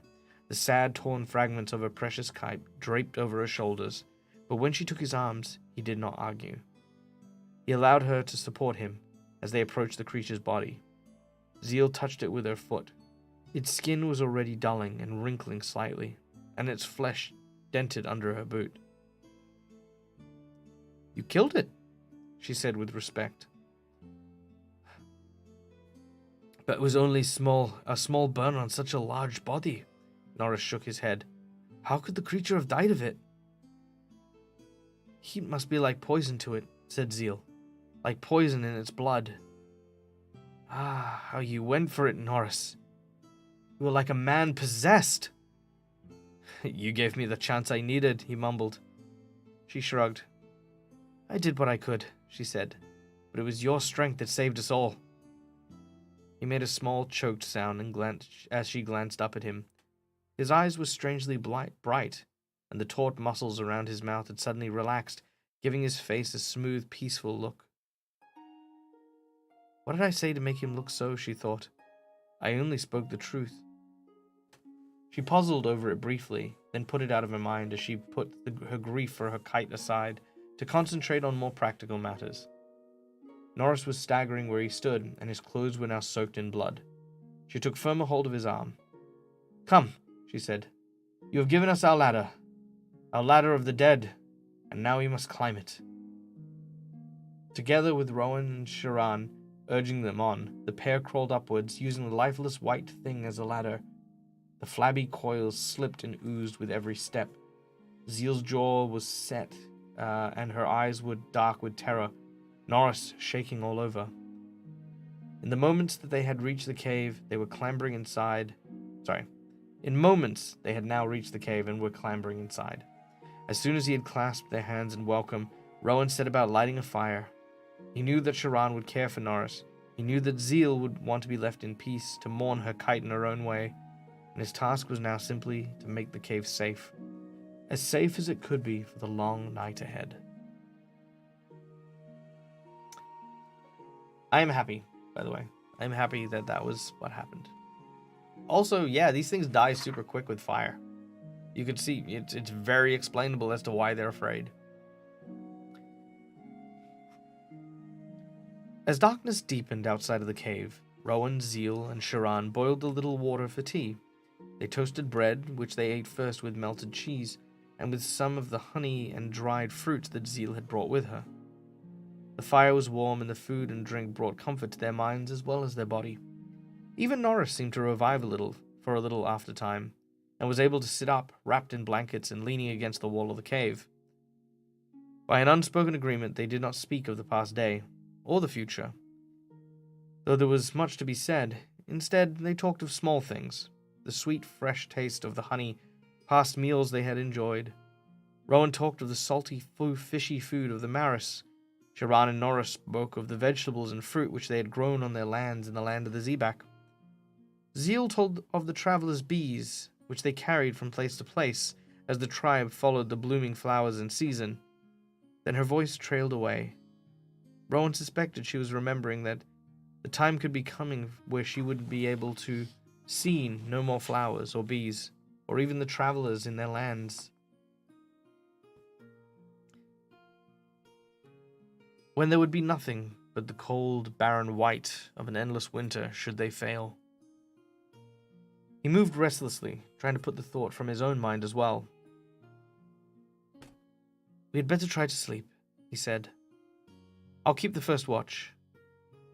I'll keep the second, said Zeal quickly before Norris could speak. Do not fail to wake me this time. Soon all was quiet. The cave floor was hard, but Norris, Zeal, and Sharan were exhausted, and even their pains and fears could not keep them awake once they were curled up in their blanket. Rowan kept watch as the long hours passed, sitting very upright by the fire, watching the dancing flames. Occasionally he added a stick to keep the fire bright, but every time he did so, he felt a pang of fear.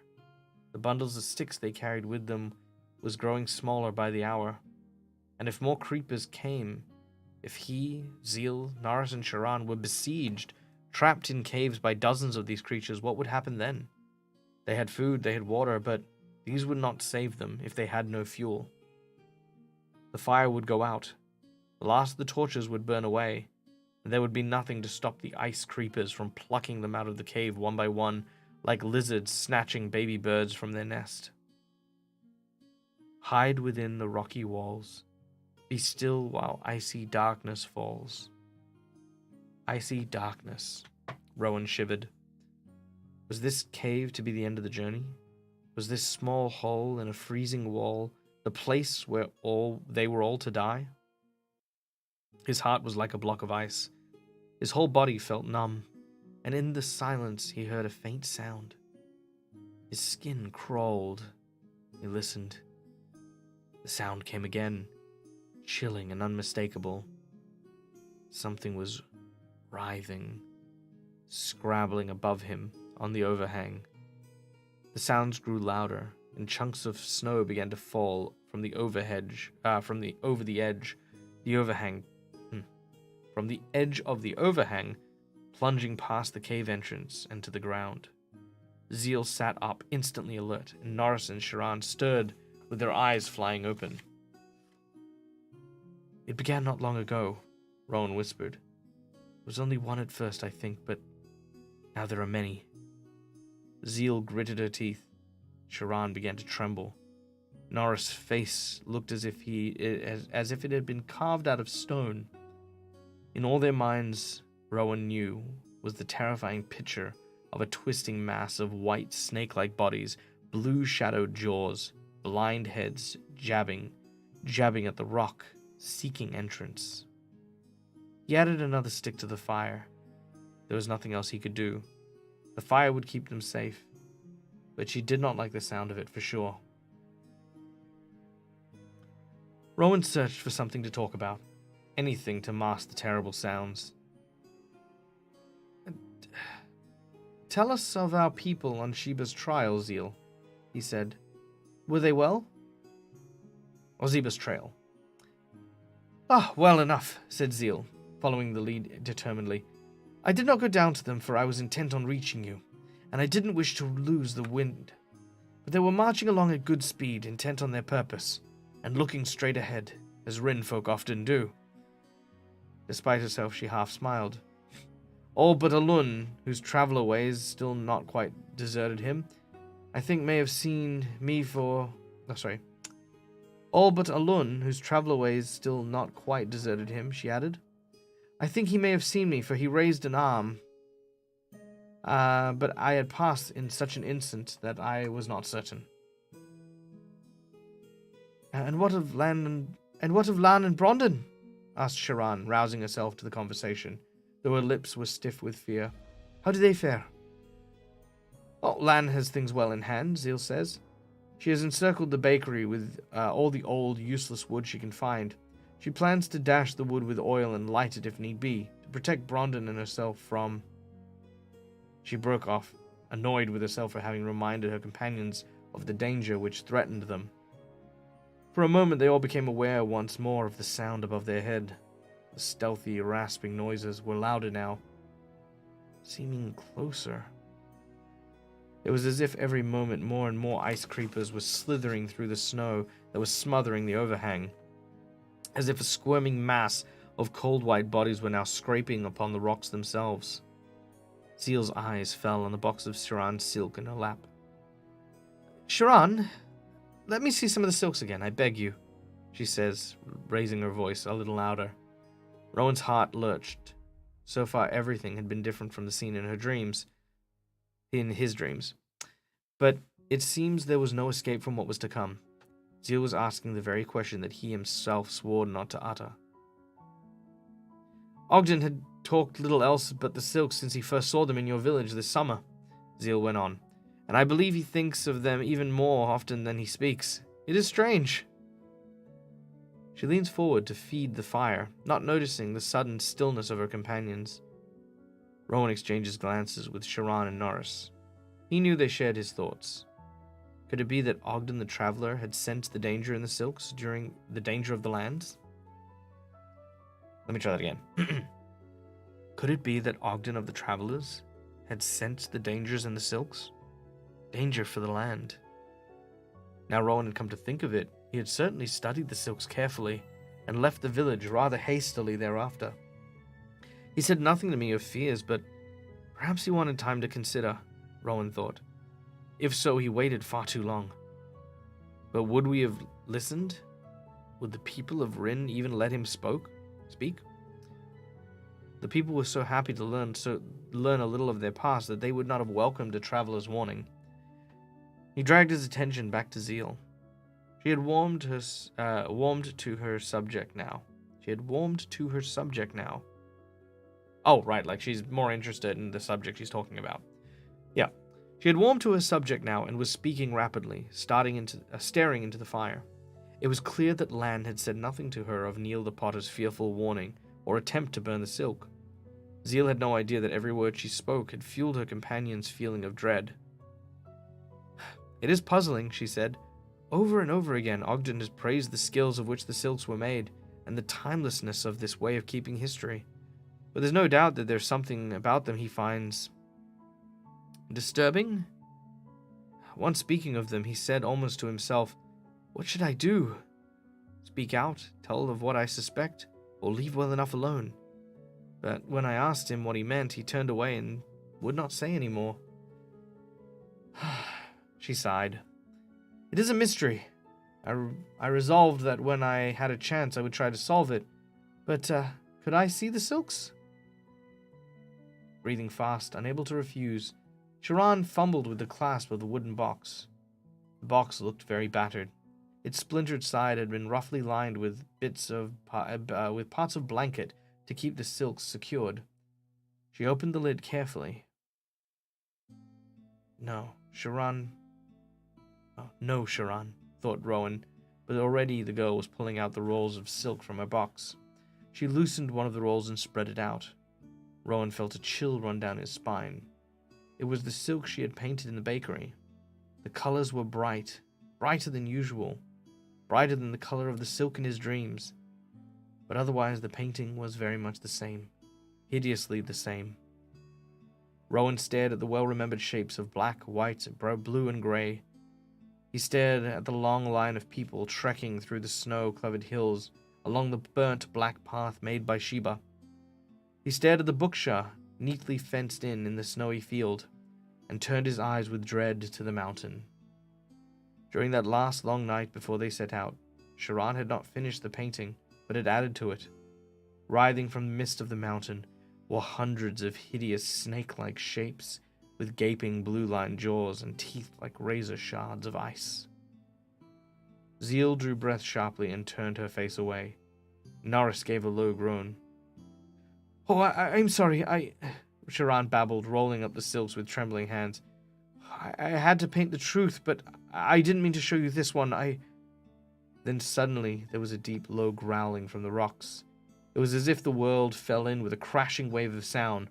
Rowan pitched forward, clapping his hands to his ears. Dimly he heard Zeal shouting, Sharan screaming, Norris cursing, and the fire went out. Then all was cold and blackness.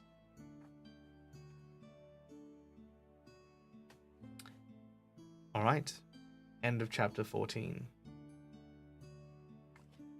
All right, well, ladies and gentlemen, that will conclude our DAG reads today. So Rowan scares easily. Yes, Rowan and Sharan scare easily. They are part of the people. So in Rin, there are like Viking-like warriors, like Norris, like most of them. But Rowan, before he met Sharan, was actually one of the only kind of like really shy and meek members of their village. And he was tasked to look after the Bukshah, which are these kind of like yak-like creatures. The task is normally given to like children because of how easy it is and how like, you know, it's like because they want children to be brave and strong and stuff like that. So Rowan's like the oldest Bukshah keeper. And yeah, since he ended up going on all of his adventures, one of the adventures he'd actually gone to a distant land and found the progenitors of his tribe and actually learned that there were two halves of their tribe. One half was sent to his land, which were the warriors, but the one that stayed behind were the artists and the poets and the musicians and the historians and the people who were gentle and fearful, like Rowan was. So Sharan and Rowan are kind of similar in that regard, but Norris is very much like everyone else. God, it sounded a bit like the kid in How to Train Your Dragon. It does a little bit, very much does a little bit. He definitely has Hiccup vibes. I definitely agree with that.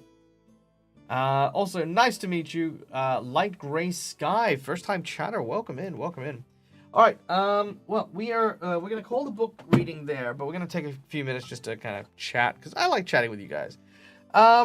I had a lot of fun with today's book. I'm really glad Norris made it. Like, seriously, like, I was so worried in that chapter.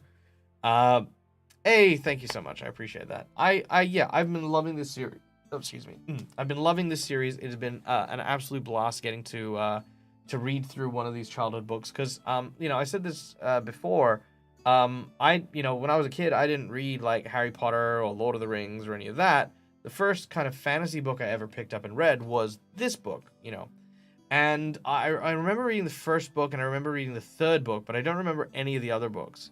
And getting a chance as an adult to read through them now and, like, you know, enjoy them, like, with fresh eyes. Oh, pardon me. Yeah, it's so good. It is so wonderful just to be able to actually just sit back and enjoy this tale, because I didn't realize how much the author grew in her style as well as the character. You know, like in book 1, Rowan is a child. He is a child. He is in every way, shape, and form a child. But as we get into this book, we're now seeing a lot more darker themes. We're seeing themes of depression and despair, you know, of like sacrifice and things like that. Even there was even a bit there where I think Norris had a line which was, you know, why don't they speak plainly? Why are we being tricked and manipulated by all these riddles and puzzles?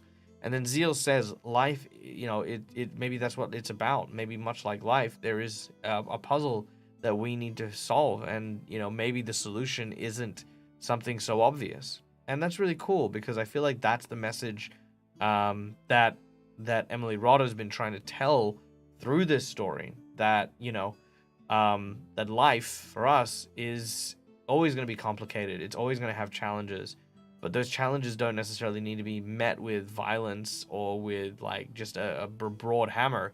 Sometimes it is something we perceive as a weakness that might become our strength in dealing with that. And I like the fact that these are the themes that are coming through, you know, because, you know, having read all of the books up to this point now, Rowan has never used his strength for anything, because he's, I mean, really got none, right? It has always come down to his compassion, his wits, his guile, and most importantly, his friends to help him on his way, you know. And I love that. I think it's so good. Oh, thank you. I'm doing a great job with the voices and narration. Thank you. That's so nice of you. That's so kind. Okay. Well, we have reached the end of our stream, which means it is raid time. Raid time. Who we gonna go raid now? Raid now. Why is Mendari not streaming? I'm gonna message her right now. That's what I'm gonna do. I message you. Where is she? Come here, you. Mendari. Alright, you know what? You guys can be part of this conversation. Hey, Mendari. Now, for those of you who don't know Mendari is a world-building RPG streamer friend of mine, and she used to be who I raided all the time after my shows. Hey, Mendari. How come you no stream after my read tomorrow? After my read thing. How come you no stream anymore? You think you too good for my raid? Huh?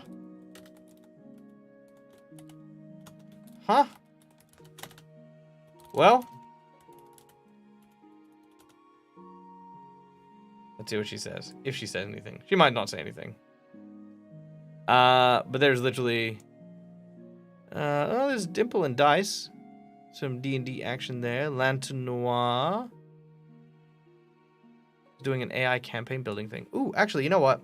While I've got you guys, let's while we wait for Mendari, actually, this is a good thing. So before we do that, let's check out something that that I found. Daylight savings.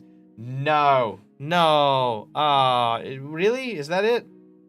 No, because I feel like I've been like rating her before. I'm gonna find out. Hold on, let me find out. I'm still gonna bug her. Okay, hold on. Let me see if I can find this, because this is something that Guy put me onto. Here we go. Great GM. It is an AI, like, I don't know, like a video gallery story maker thing. When is the next reading of this? Next week. Next week. We will be back next week for more reading. Daylight saving the US. Okay, here we go.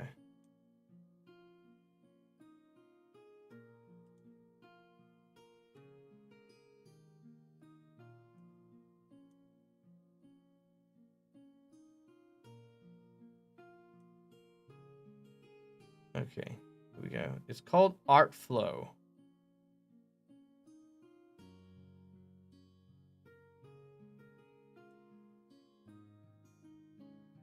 What do I do? Okay, no, okay, yeah. So this is the really cool AI video that Guy made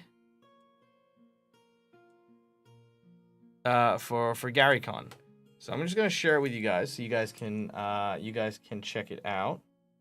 Let me get this going real quick.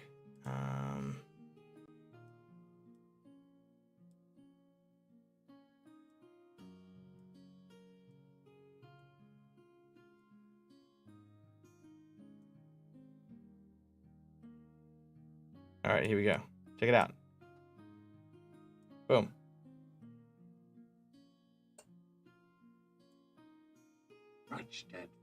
Oh, hold on.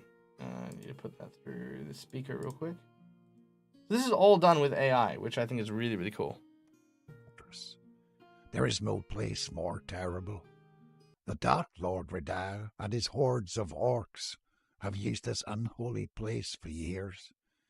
Accessible by crossing the Sea of Ald, it is a treacherous black ocean full of unspeakable horrors. The citadel is considered impenetrable. The young Prince Ale discovered Lord Reday's invasion plans, but before he could return the plans to his father, he was captured. Now he's at the mercy of the Dark Lord. Master, that stinking, no-good, miserable, useless human prince won't talk. We've tried everything, and nothing works. He won't give us anything. We'll never find the stolen plans for your invasion. Whatever shall we do? Bring him to me. I'll deal with it. This is a waste of time, Redav. The prince won't break. We should be preparing for war, not wasting time on this boy. Lord Redav, I should have recognized your stench. Release me immediately. My father is of no concern. Either he will surrender his forces and his kingdom, or his only son and heir will die slowly and horribly. I'm not afraid to die. You should be. It will take years. Sword, take him away. As I said, Lord Redav, a waste of time. They will never surrender. They won't try to rescue him. They'll sacrifice him for the good of their precious kingdom. Oh, I think you are wrong, Lord Nekret. I think that is exactly what they'll do. They're going to try to rescue him, and perhaps they shall.